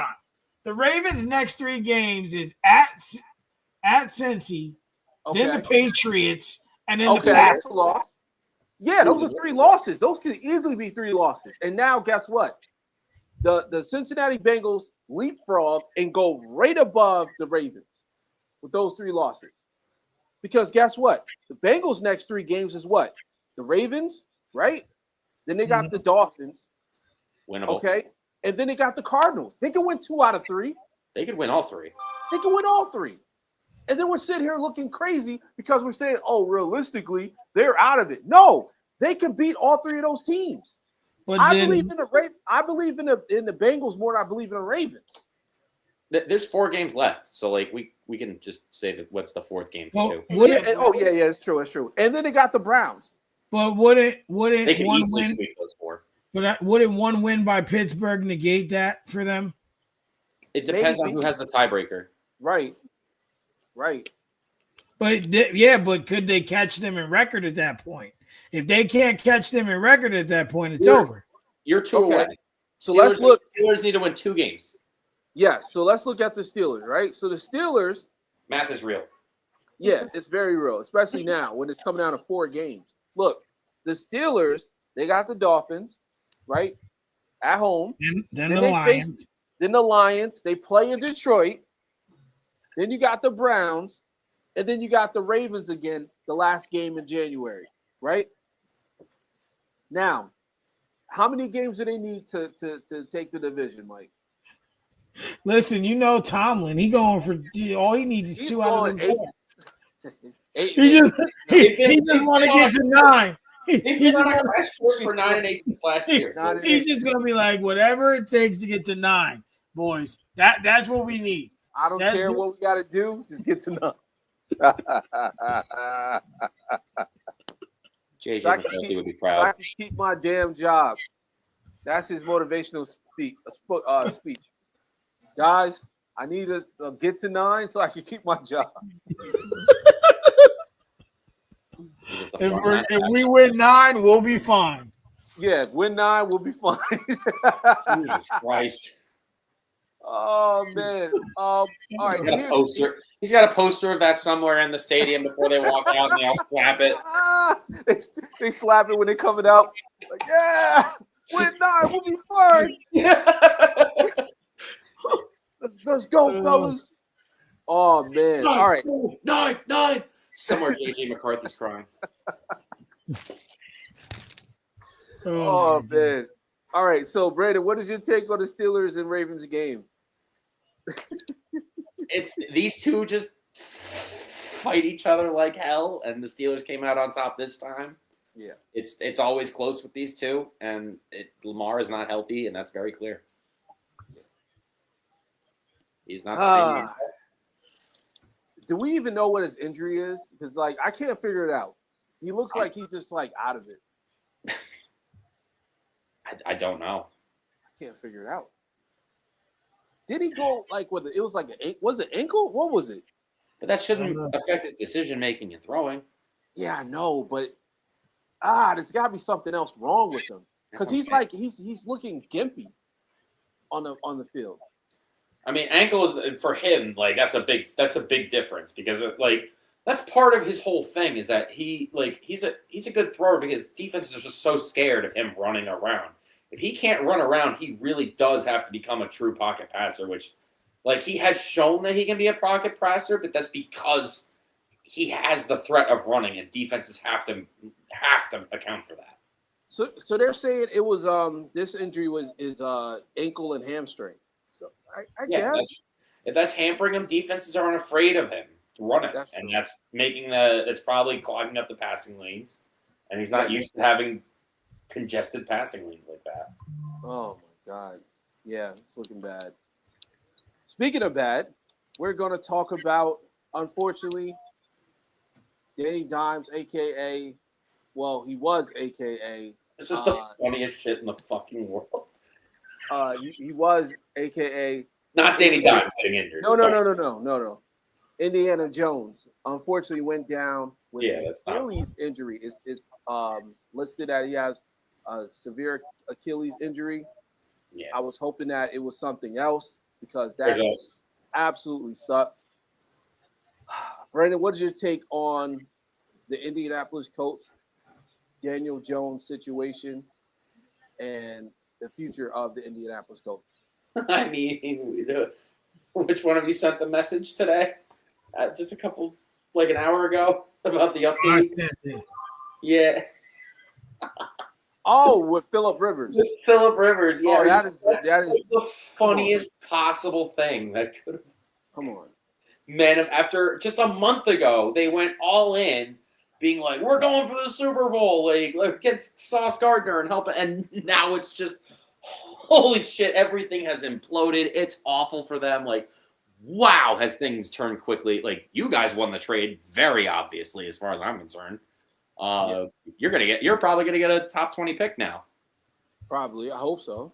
It's looking like that. I think they're falling out for sure. Like the whole time I was never really like, I want to see you do it for a whole season and then win like a playoff game, Danny Dimes. But like, right. Other than that, like, I was never really like Jonathan Taylor was the MVP of this team, and it was really defenses cued in on working on him and forcing him to make the plays, and now he's not even there, and now teams can really stack the box on Jonathan Taylor, and I can't see. There's never been I don't think there's ever been a player that has returned from more than 3 years of retirement, and this would be like 5 for Phillip Rivers. Them getting back Phillip Rivers before Andrew Luck is diabolical. Like, like I just Andrew Luck's like, no, I don't want to play. No, it's so I feel so bad, but it's just wow. As thing, I the whole time I was like, I don't buy it, and it once again became so much more funny than I thought it ever could have been. Oh my goodness. Yeah, I mean, I pray for Indiana Jones. I hope he's okay. You know, he'll be okay. You know, unfortunate, but just holy shit, has that situation? They went from the first seed to real fast. Yeah, it's pretty bad. And what makes it even worse is, like you said, Andrew Luck just retired. Like, I'm talking about like out of nowhere. He said, "You know what? That was heartbreaking. Even as a Bills fan, I was sad to see that, man. He was great. He was great for not only his play on the field, but also off the field. He was a great dude. Yeah, every time you ever heard of him, he was just nice as fuck. Yeah, and I remember the commercial he had with Joe Flacco back in the days. It was just really cool. Hell yeah! Because he was almost the face of the league. He was that good. Yeah, he was getting there. He was that good, and at 36 years old, you would think he'd be the first choice over Phillips Rivers, who's 44, almost 10 years older than him. 10 years older. I mean, my guy is almost 50, and he's about to try out for the freaking Indianapolis Colts. This is ridiculous, man. Dude hung out with all those kids for a couple of years and was like, "Fuck this." He's like, "Yeah, that's too much. I gotta go back to work. He's got like what, 13 kids? Oh, there's a whole graphic that I'll find on the internet where it was like, where it's like age, number, like Super Bowl wins and then kids. Oh my God, that's crazy. But Mike, what is your take on Andrew Luck? Wow. Daniel Jones and the Indianapolis Colts in their future. Let's go to the bathroom real quick. Sorry. Yeah. Yep. Well, when it comes to the Colts, they were predicated on Jonathan Taylor. He hasn't played well the last few games. He hasn't had those big yards. So when you have that to hide behind, you can hide a lot of Daniel Jones's weaknesses. Now, this is bad for them because they still believe he's the reason why they were 7-1 and now they're 8-5. So now in the last 5 games, you're 1-4. And you've obviously lost the top spot in the AFC. You've obviously lost your quarterback. So now you need to do something that's not Phillip Rivers, for one, because honestly, the year that Phillip Rivers left, you should have brought him back, because if his receiver didn't drop the ball in the end zone in that playoff game, it went right through his hands. It's a perfect pass back in the end zone. We're talking about a difference here, because that Colts team that year was good, and it was on the arm and back of funky throwing Phillip Rivers. That man, the way he throws the ball is weird. Yeah. So, when you look at that from that, angle, I think they have a lot to work with. I think they have a lot they can do and a lot they need to do. But Phillip Rivers isn't it. I'm not saying by any means you should pack this season up, but it's over. Wow. It's over. Jacksonville now is 9-4 to their 8-5, which means even though they have 1 game on you, they really have 2. Or I don't know. Did they play each other twice already? Who's that? Jacksonville? Jacksonville and the Colts. I believe they did. I gotta double check. So, so now I'm gonna look. So now when you look at it, Colts schedule. Nope, they have one game left. So on the 28th. So when you look at the Jacksonville Jaguars and the Colts, even if they are to catch up, technically they have 2 games on them, because even if they had the same record before that game, they would have that current tiebreaker in head-to-head. So I think what they really just need to do is pack this season up, like, ultimately. Give up? No. But you're definitely not going to do what you were doing through the first 8 weeks. Because like I always say with football, it ain't about how you start, it's about how you finish. And take that from me, a Steelers fan who's watched the team start 9-3 and end 10-7, and another team start 11-0 and end 12-4, and both of those years get bounced in the first round. Finishing is important. These games are important. December is important. People think it's not. And that's why it pisses me off when people say regular season don't matter. It matters. It matters in football. It matters in all sports, but especially football. As a Bills fan, I'm all I hear is, "Can you do it in the playoffs against Mahomes?" Well, That's all I got to hear. I don't want to fucking hear that. I'm sorry. I don't want to fucking hear that. Regular seasons matters? Okay, then let's yeah. That's all. That's the only thing I hear about anything Bills related. Anywhere media-wise, on social media, any sort of comment from anyone outside of a Bills Mafia will be like, "Oh, can you do it when it matters against Mahomes in the playoffs?" Well, fuck anything. Josh Allen is now on pace for his 6th consecutive 40 touchdown season. No one else in the league has more than 1 in a row. Wow. Yeah. Like, this is what I'm saying. This is why I'm like, this dude is getting so disrespected by a lot of people, because, like, yeah, I get it. He hasn't shown, he hasn't got it done when it matters. But if he is getting, if he has to have this narrative where it's only that, then, like, you can apply that to everybody.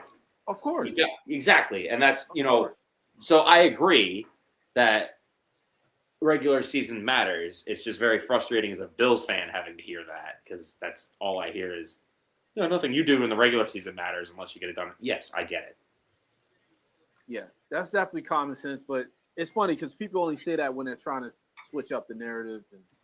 It is the narrative. Don't get me wrong. It is the narrative.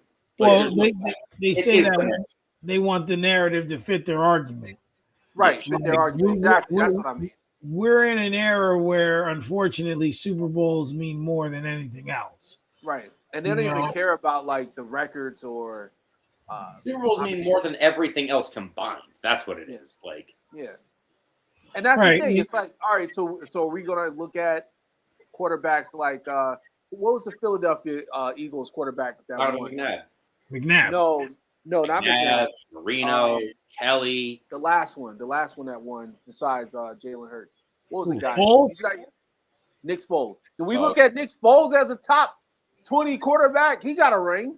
You look Phil Simms as a top 20 quarterback. Like, Trent Dilfer has a ring, guys. Exactly. Let that sink in. Trent Dilfer has a ring and Dan Marino doesn't. Exactly. That's why I don't listen to what everyone says about the championships is everything. Yeah, that's true to a certain degree, but you also got to look at the damn numbers and what they did and what their impact is. But you can just be one of those quarterbacks at the right place at the right time.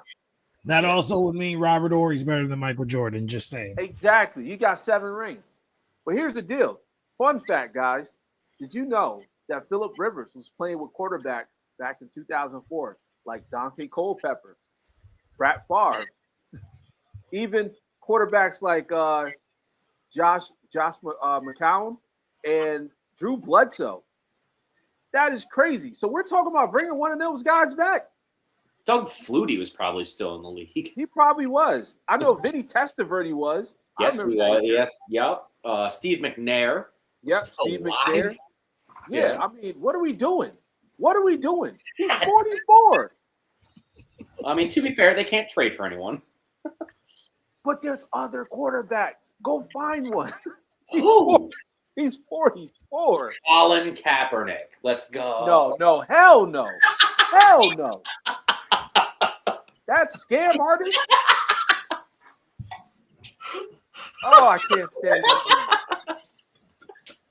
Anyway, we'll move on because I don't want to even go there. I'm trying not to get banned. I'm so mad.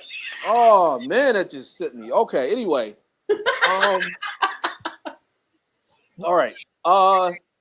Texas, the Texans versus the Chiefs. Oh man, that dude never wanted to play football. We know it. That guy never wanted to play football, Mike. You know it. You know he didn't want to play football. Ben Simmons' brother. Yes, Ben exactly. Kaepernick. Ben Kaepernick. That's his name. Oh man. Colin Simmons. I'm like Ben Simmons. I don't play games. Yeah, I never even heard that. I said that. Yo, what made that even worse was I didn't even finish listening to it. I sent it to you right away, and I was like, "Yo, just listen to this. Just just listen to it. You got to hear this part. You gonna know what part as soon as you hear it." Instantly, I knew what it was. Oh man.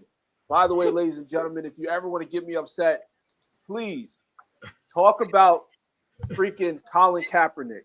That This is news to me. yeah. I get it. And you didn't know. I give you a pass. It's not your fault.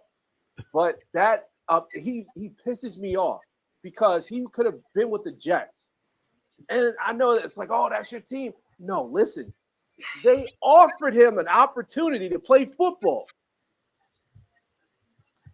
What the hell? After all of that? After all of that, they said, come to the Jets and play. He just completely discarded. And I'm not even going to go down that road. I didn't hear that. That's I didn't hear about that. Yeah. They offered him a contract. He turned it down. If you did it ever, like, who did he? I heard he had wanted to play. Did it, like, was he one of these pretentious dicks? Like, I want to play for this team. Like, no, you don't have many opportunities, bro. If you want to play, you got to play. Like, no, he wanted it his way or no way.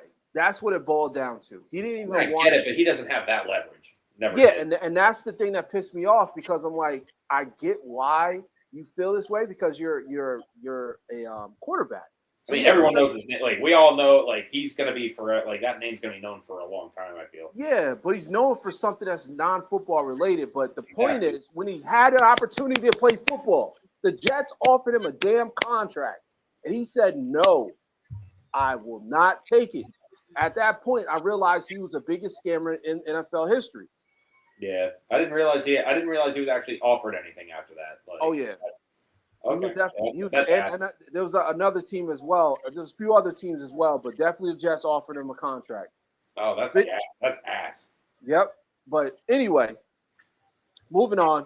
We got the Texans versus the Chiefs. What a disappointing game for the Chiefs, man. They only scored 10 points. And you know what? Honestly, I think it's over. I think Patrick Mahomes' run to the AFC Championship is over. What is your take on that, Mike? I think we have to, for yesterday's game, we have to credit the defense. They picked him off 3 times. They made him uncomfortable, and they never got a rhythm in the game.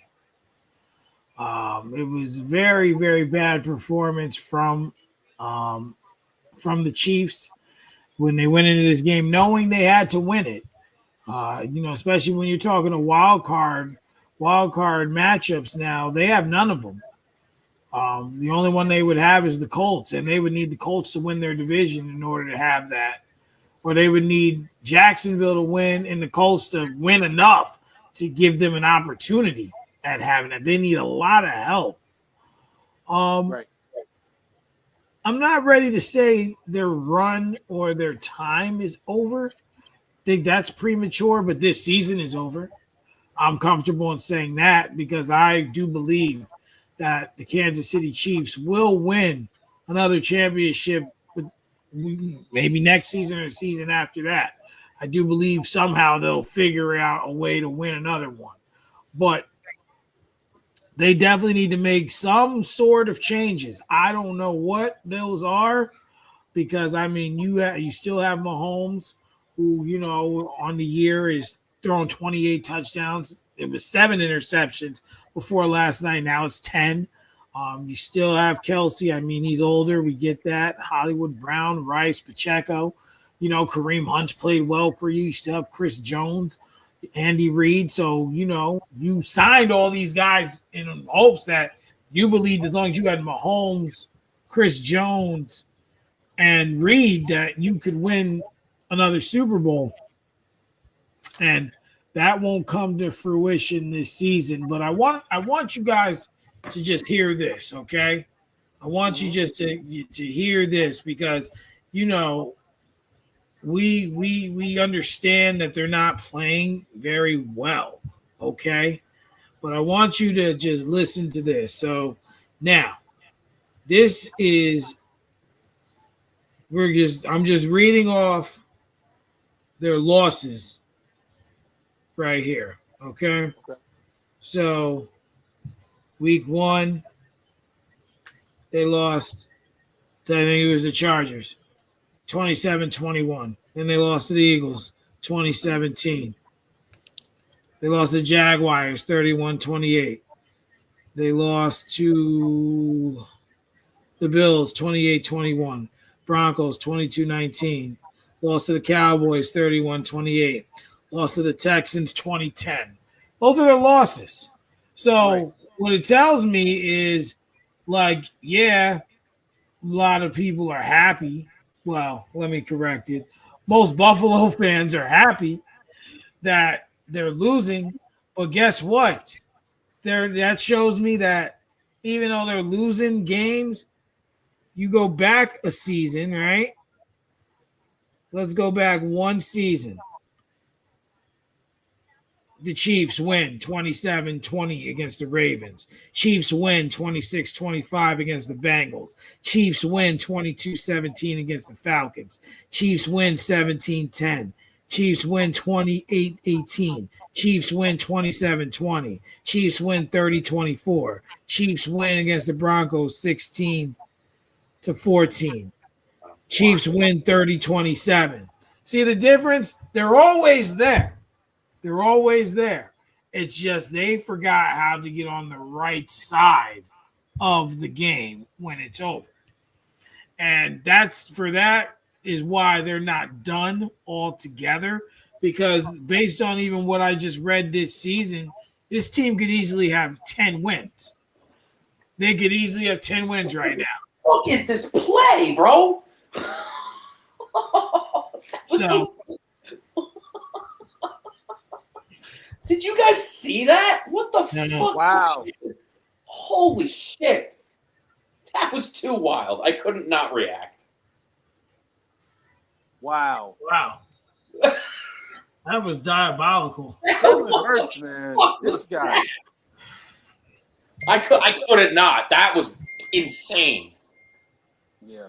Well, that's my opinion. Sorry. They're not. I lost composure. That was crazy. They're not out of it, but we're good. But they're out of it for this season. Okay, and I agree to a certain extent, but my question is, what changes can they make that could put them over, that could get them back to where they were in the AFC Patrick Mahomes Invitational? Well, if you're not going to make the personnel changes, right, you need to go back to certain things that you were doing that was winning that the Chiefs don't do that's while they're losing. You need to get younger at certain positions. Yeah. That's part of it, but if you can't do that, right? Let's just hypothetically say you can't do that, right? And they're out for at least next year too. You have to do some of the things that got you there. They don't take shots down the field that often anymore. They don't run RPOs that often anymore. They don't use play action. They don't use the trick plays. So when you're not doing those things that made you dynamic and you've become one dimensional, you're easier to figure out. They're trying these, those plays that were working. They're trying these little short passes and stuff. Yeah, sure. You wanted to show that you could win without the sexy play, but guess what? Now you've gotten so far from that now you're one dimensional. So until they figure out how to become dynamic again, they're gonna be here, regardless if they get younger or not.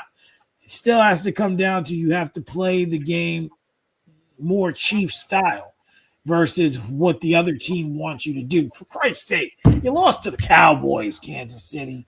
Yeah, God, and then they turn around and lost to the damn Texans. Shame. It's getting Shame. ridiculous out here. But Brandon, what is your take? Like, do you feel that it's over for the Kansas City Chiefs? And I feel they are mathematically alive. And I feel like the reason they're losing so many close games this year is because the law of averages. Math What's is the best song real. released? I don't know what that was. it was my fault. I hit a button on my phone. No worries. So this was just bound to happen because law of averages say if you have one extreme where they won 11 one-score games last year out of 11, they were bound to lose some this year. It's just how math works. So they are not out of it per se. They really, really need the Eagles to win this game that's currently playing.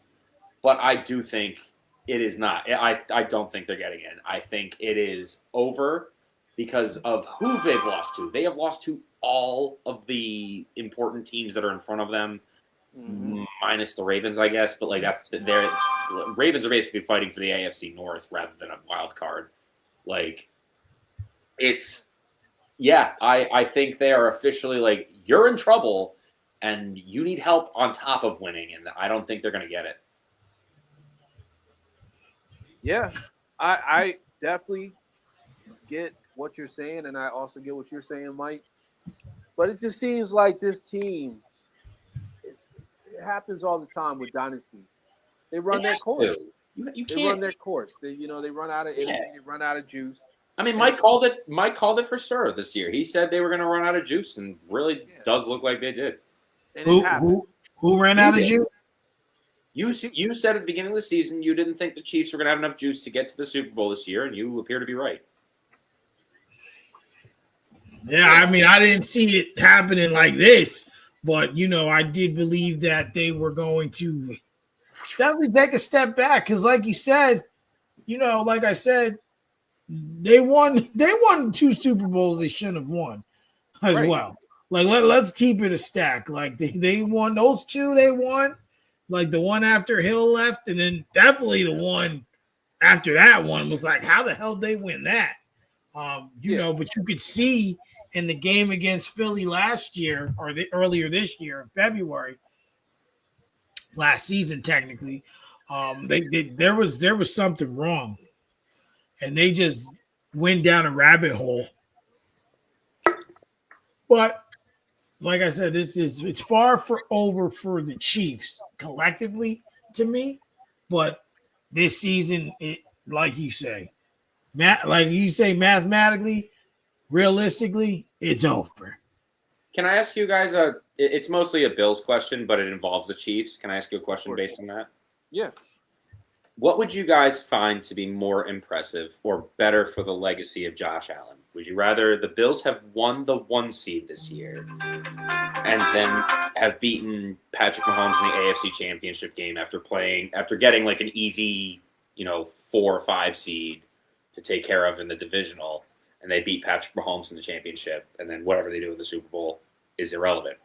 Or the wild card and then just win 3 road games to get to the Super Bowl?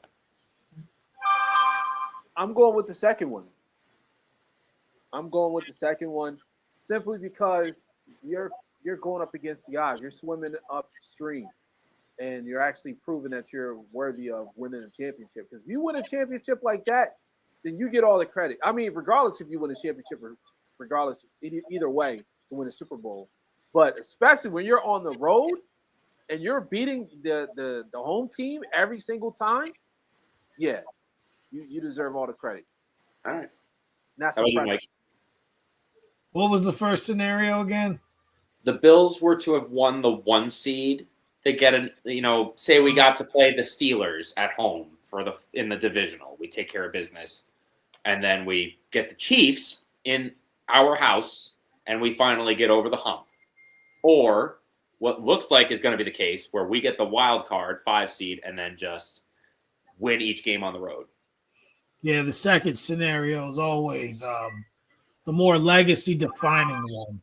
Yeah. Okay. Not to discredit if you do something well in the regular season and you earn the 1 seed. I don't want to make that look like that's an easy feat or not important. But when I look at the Super Bowl the Steelers won in 2008, where we were 8-8, 6 seed. Had to go and win 3 road games and the Super Bowl.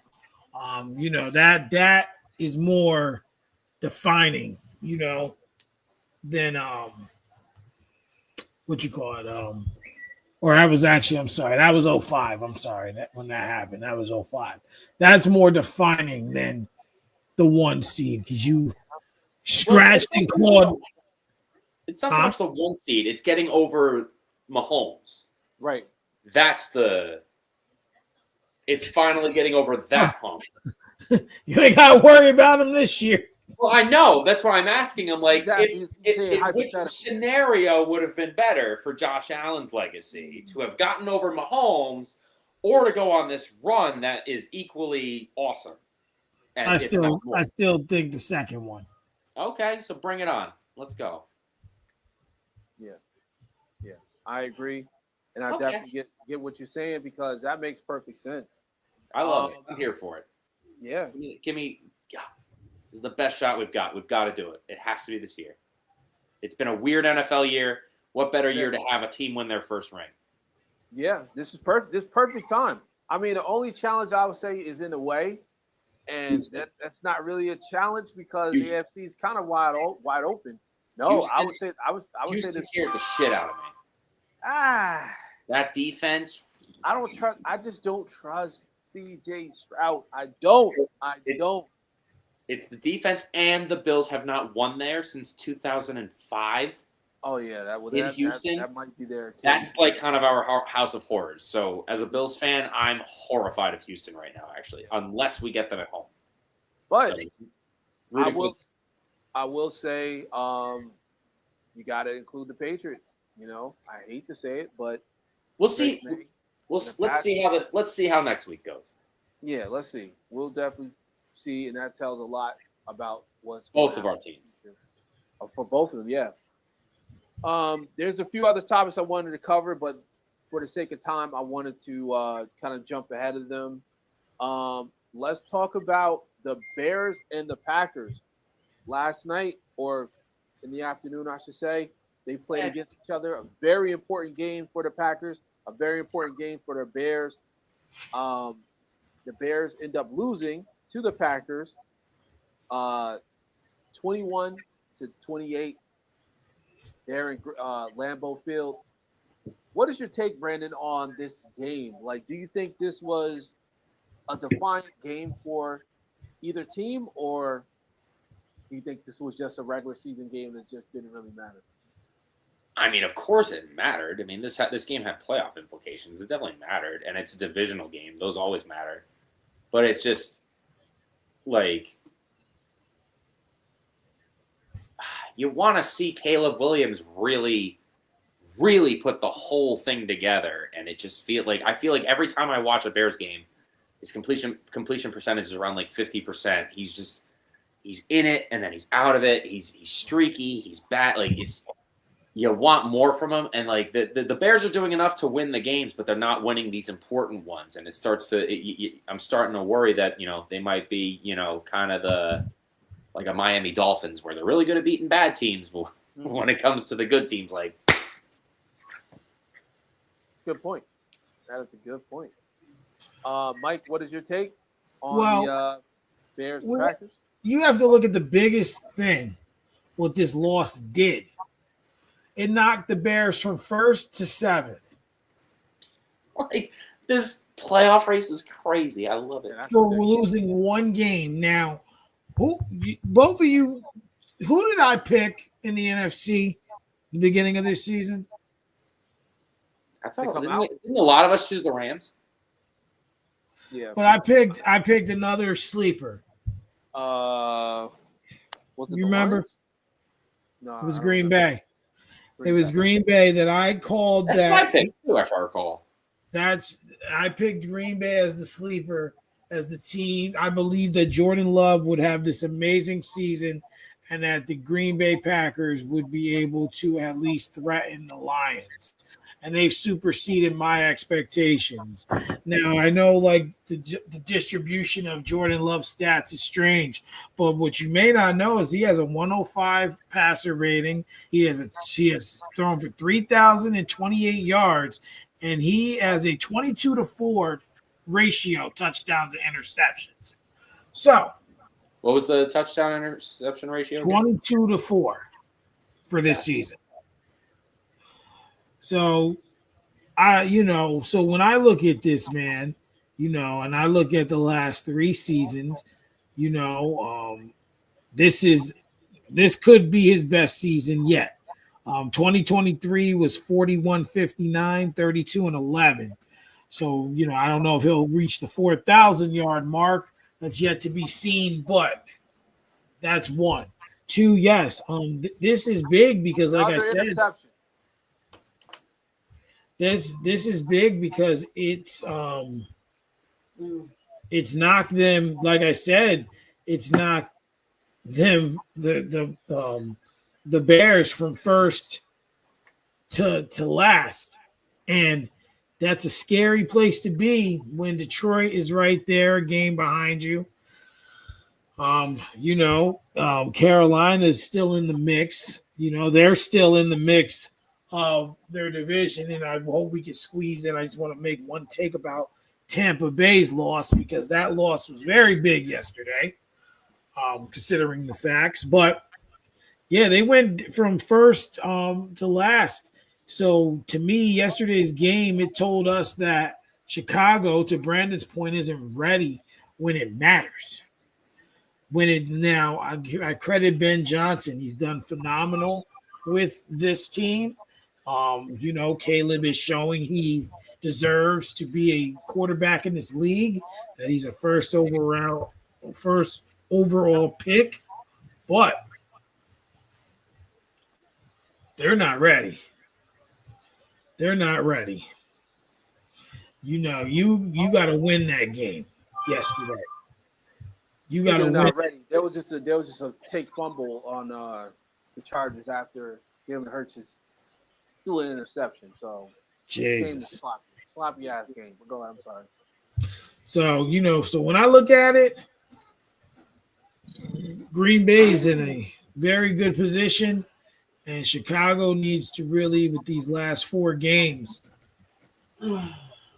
figure out. And they got another game against Green Bay, not this week, next week. Right. So they need to really just figure out, okay, how are we going to be on the other side? Because if they lose that game, and in my opinion, they are, they lose that game, obviously the division is lost at that point. And Green Bay will probably have it locked up with a win over them in that game. Okay. All right. Once again, because of the sake of time, I don't want to take up too much time because we're running a little late into it. Is there anything you guys want to cover or share or anything like that? Want to talk about Tampa Bay real quick, losing to the Saints yesterday. Yes. That is huge. That is a huge loss. Tampa Bay, a few short weeks ago, we were talking, they were what, 6-3 or something like that. And we were talking about 5-1. They were 5-1. Something like that, yeah. Yeah, something crazy. We were talking about Tampa Bay and Baker being an MVP candidate.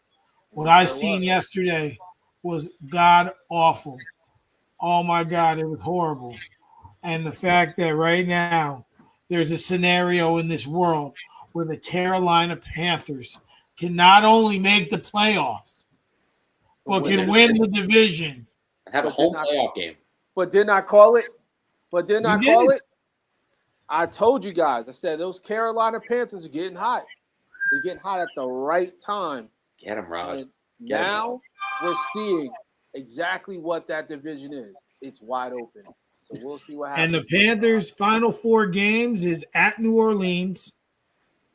Then they got the Bucks Okay. again at home. Then they got the Seahawks and the Bucks. So they still got to play the Buccaneers twice. So I'm telling you, Oh, saucy. that last Oh, January they got 4th, Oh, both those teams going for the division. Let's go. January 4th is going to be for all the marbles. That might be the Sunday night game. It might be. Yeah, I seen they flex something week 16. They put Ravens and Patriots into Sunday night. Who was there before? Do you know? Definitely. It was Bengals and Dolphins, I think. Oh, God, yeah. All right, that's a good flex then. All right. I mean, I'm not gonna lie. They usually do a good job at the flexes. It usually right. is worthwhile of the flexes. But I'm all right. There's nothing else I want to cover. We did bring up the word MVP came up. Who would you guys put as the MVP frontrunner right now? Well, I mean, if you would have asked me last week, it would have been Jonathan Taylor. I think I did say Jonathan Taylor. But this week, I got to roll with the Pat Stafford himself, the Matt Stafford. Matt Stafford's the MVP in my eyes, in my book. You know, he's been playing phenomenal football, and he's definitely one of the best quarterbacks in the game. Yeah, I would go with Stafford. Obviously, Drake May's in that conversation as well. And maybe even Jordan Love is in that conversation as well for those 3 guys. Oh, in a dark horse MVP, I would say Myles Garrett. Josh Allen leads the league in total touchdowns. Again.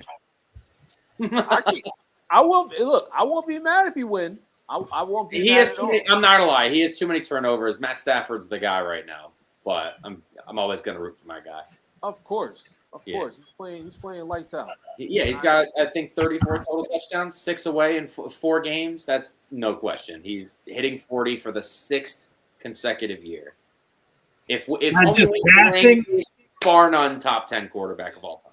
Is that just passing or that's collective passing and rushing? Collective running and rushing. But he's the first quarterback to do 4 consecutive years. He's about to hit 6. Awesome. It's crazy. And there's no other quarterback currently that has more than 1. That goes to show you playing at a whole different level. He is the best. Definitely. All right. Well, I got the list up here. Let's go through the picks for next week or this week. Okay. And then our players. We're going to start with the Thursday night game. Falcons at Buccaneers. I'm rolling with the Bucs. I agree. I feel like the Bucs are falling, and I kind of feel the Falcons on this one.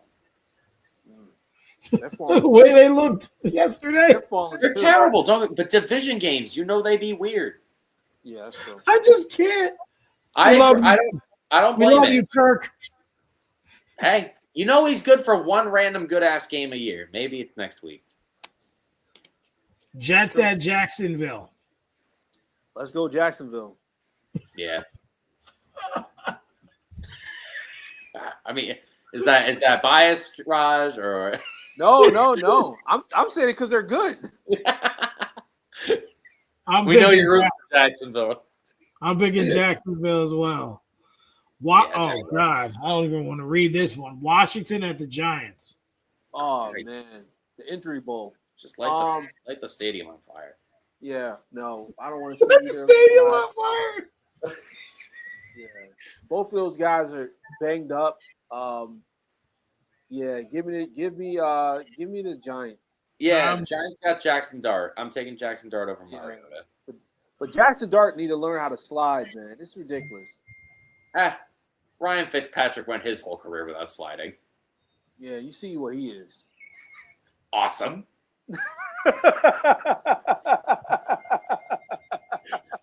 Like, he's not playing in the league. No, I'm playing. He had a great career. He had a great career. great is over. He had a career. He had a great career playing for the Jets. You have to be, huh? He played great for the Jets. He really did. He played some of his best ball for you guys for sure. Yeah. Like, so I always love Ryan.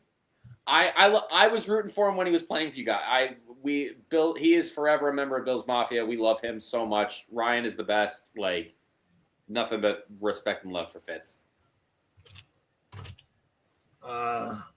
Cleveland at Chicago. Give me Chicago. Ooh. Could this be another? Could this be a Shadur legacy game? They need a bounce back win bad. They do. Miles Garrett could be up Caleb's ass. Yeah, I'm going with I don't know. I'm taking the Bears. I'm taking the Bears. Taking the Bears as well. I was trying to stir the pot. Baltimore at Cincinnati. Oh man, I'm rolling with Cincy. They need. I'm rolling with Cincy too. Cincy looked better in their loss than Baltimore did. If they didn't choke up and give those 2 interceptions, I'm just gonna say for the sake of keeping things interesting, Cincinnati. Okay. Arizona at Houston. Houston. I'm rolling with Houston. I agree, Houston. Chargers at Kansas City. I'm taking Kansas City. I think Chargers gonna not pull through. I swear, I just don't trust them. Chargers. Oh, they might not even win this game. Chargers. Give me the Chargers. I'm gonna take Kansas City.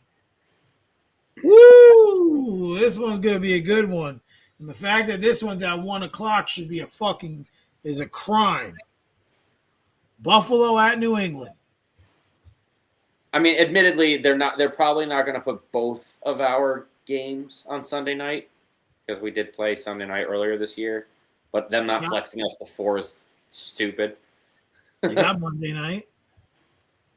The flexing to a different day is bullshit, to be honest. Like for the fans that paid money to be there. It's not like they haven't done it before. They have. I just didn't like their decision to do it when they did it. They do it all the time. It's not good. I'm taking New England. We're not a good road team right now. I don't know. It's a 50-50 game. I'm going to roll with the Bills. See, New England's overdue for an L. That's what I'm saying. Coming off the bye, I'm gonna take Josh Allen in Buffalo. Las Vegas at Philly. Philly. What day is that for? It's Sunday, right?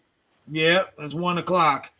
Oh, 1:00. Where are they in Philly? Give me a second. Yeah, they're in Philly. I'm going with Philly. I'll roll Philly. I don't want to be too contrarian. Philly is. Ooh, another good one. Green Bay at Denver. Man, the boring bowl.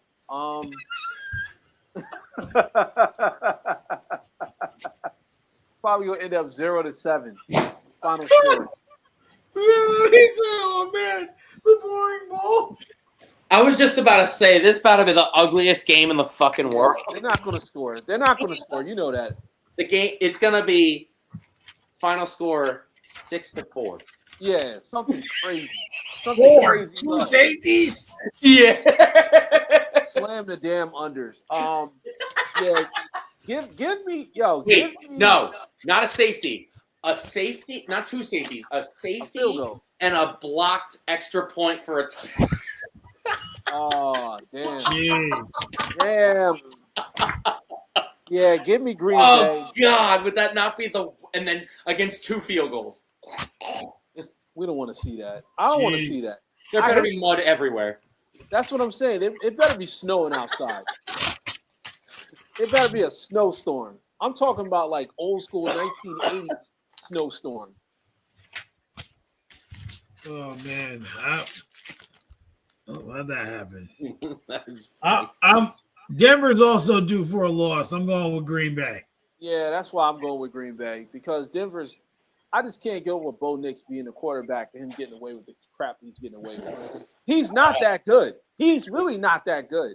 I be telling you, he's the new Tim Tebow, bro. It's getting ridiculous. Like they're winning games. I'm like, how?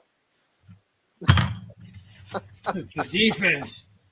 I That's sound how like a Tim hater. Tebow won. It's the truth. That's all I feel that like is. that- That's the, I feel like that. I feel like that Breaking Bad meme. He keeps getting away with. He can't keep getting away with this. Like he can't keep getting away with this. I recently rewatched that series recently, and that scene slaps. I love it. Facts. That's so funny. Facts. Good call, that. oh, Detroit at the Rams. Oh, fuck yeah. Give me the Rams. I don't believe in Detroit either. I hate to say it. I know R&B's watching. I just don't believe they can beat teams like the Rams.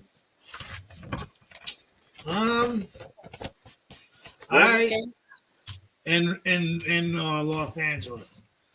Oh, that's still a home game for Detroit, though.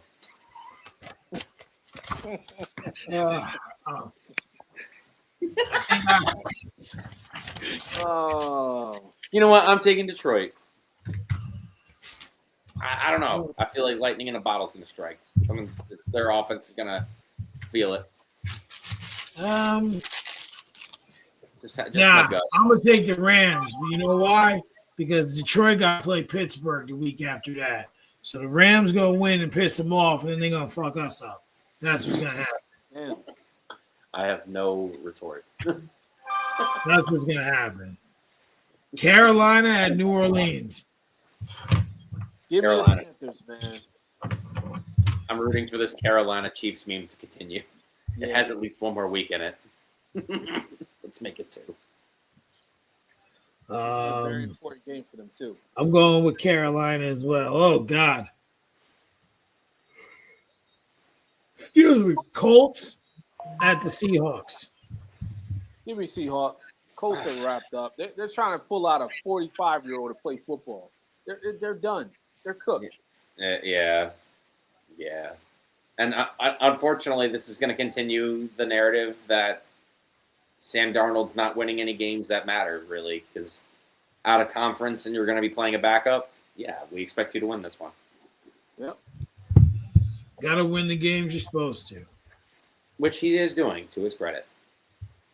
Tennessee at San Fran. It's San Fran. San Fran. Would love to see a Cam Ward legacy game, but I don't know. Yeah, nah. Yeah. Yeah, no, not this. Not today. Not this week. Wait a minute. Oh, okay. Vikings at Cowboys Sunday night. Jesus. Speaking of Cam Ward, hold up. We keeps getting overshadowed by Shadur. He played well and won against Shadur, and we talked about Shadur, and he's the first throw. That's a fact. Poor fucking guy. That is true. That's very true. Shout out to Cam Ward, man. Damn. And pulled off a win. Yeah. So good job, Cam. What was True, the game? true. Sorry, Mike. Just had to throw that in there. No, you're good. I got to go with them boys. Cowboys versus who? The Vikings. Oh, yeah. You know what? Yeah, we got to roll with the Cowboys. I hate to say it. Because I'll admit JJ finally looked decent in this past game, but yeah, no. Cowboys I feel bad for Jetta, man. I really do. I feel bad for Justin Jefferson. I will happily take another disgruntled Vikings wide receiver. Yeah, I think that would be perfect for you guys. I would you know love to see Jay Jettas in a Bills uniform. And I'll be 1,000% honest with you. That would be the wide receiver I would love to see with Josh Allen. Because put him anywhere. Anywhere that man's getting. He's already doing everything. And plus he's super cool. He's coachable. I've never And- seen a Bills player do the gritty before. Well, hey, this might be the first if they can get him. As long as not ever Mike Gesicki, we're good. I actually like his gritty though. It's Really? yeah, Really? yeah, Really? Dang. yeah. And that's Oh, it's man. weird, but he got it. I feel like he doing it like if I was doing it, man. Like, my hips don't lie. I'm white. Like So is he, but he's doing it. He's doing it the right way though. I mean, not like he's not doing it like, you know what I'm saying, like Justin. Yeah, exactly. Like, Like he's he's doing doing it like a white person does it. Like Yeah, but he got swag. He got swag. I like it. he's got the confidence. I'll give him There that. you go. There you go. That's all that matters to me. All right, I'll give it to you. Oh, trust me, I've seen some bad gritties. I did.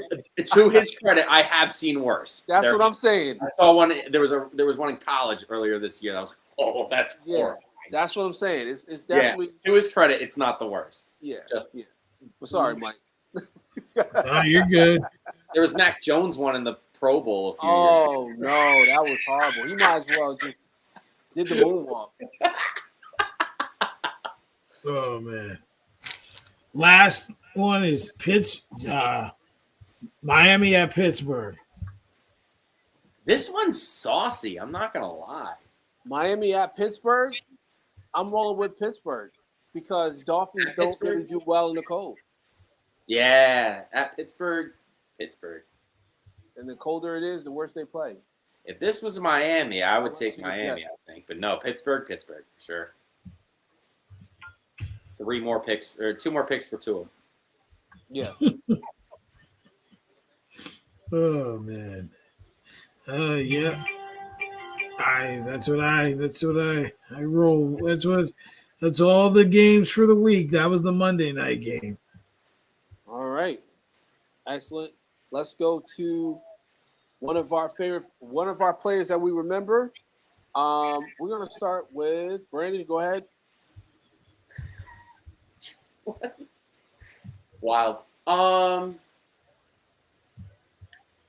Just because we're watching the Eagles right now, and that I didn't actually pick a player, and I'm just picking off the top of my brain, I'm gonna go with Brian Dawkins.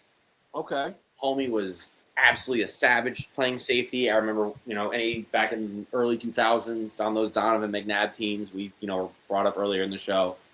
Homie was locking it down, always up in the run game. Dude making hard hits back when you could really make the hard hits. So Brian Dawkins was fun to watch. I'll give you that.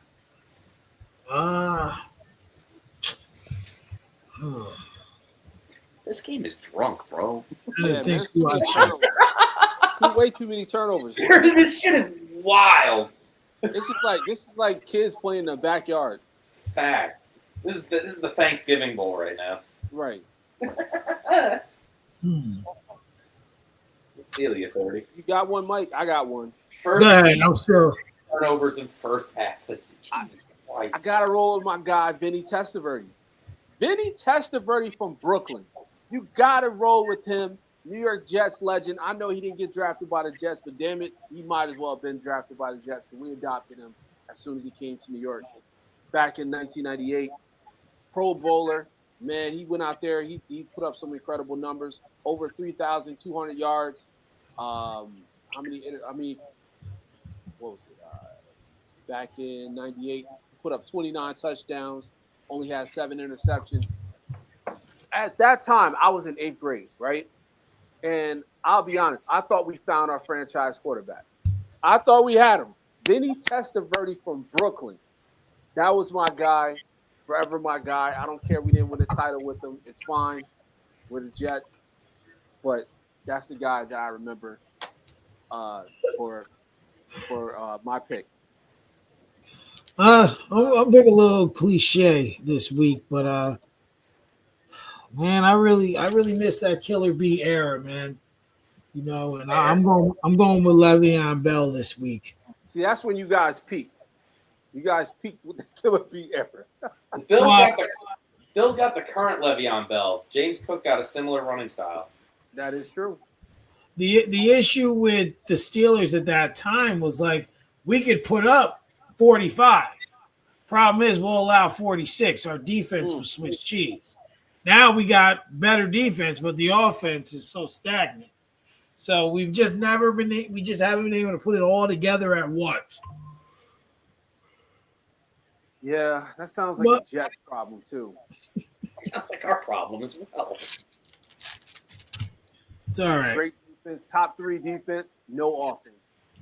Show me a time where the Bills defense let the Chiefs score less than 27 in the playoffs. No, he said defense, no offense. Yeah, it's true. It's like going into the gym. This Working game on your is arm. drunk, bro. Oh man. Correct me if I was wrong, Raj. Testaverde was drafted by the Ravens. Yes. What? He missed the field goal. That's what I'm saying. This game is drunk, bro. What is going This on? game is so drunk. What the? That was a freaking chip shot. That was This game is a mess. Do you see? These guys got to be gambling, man. God. These guys got to be gambling. They're playing in a freaking dome. How the hell you missed that? Come on, man. You're the home team away. What are you doing? Like, they're And he looks around. Oh, green, God. bro. Oh, I can't believe I missed it. Yeah. Check his Nick Sirianni is the encapsulation of Philadelphia in a head coach. He is. Yeah. He really is, though. He's everything that Philly is. He is. He's the perfect coach He for really them. is. Like, all jokes aside. He needs to coach them for at least the next 10 years. He is Yep. Philadelphia encapsulated. Yep. It's like they found somebody in the streets of Perfect for Philadelphia that. out there in Little Italy and was like, hey, you want to coach? I got a job for you. Oh man. Well, another good show, boys. I agree. I hope all is well for you guys. Love you guys. You're awesome. Thank you. Thank you. Appreciate it. Well, another show in the books. Absolutely. Appreciate you As guys will you. checking us out. We ran a little bit over, but it's all good. It was worth it. We had a great time. Very entertaining. Absolutely. Always You fun. know, and next Monday we'll be back. All right. Absolutely. Have a wonderful. Assuming UPS doesn't screw me. Yeah. Hopefully not, man. That's the thing. It's getting closer and closer to the holidays, so I understand. You know, if anything happens, or Last week was I the nightmare. I think we've weathered the storm, and I can be normal again. you never know. You never know. I put my years in at Amazon. I can tell you, just when you think it's over, It's not.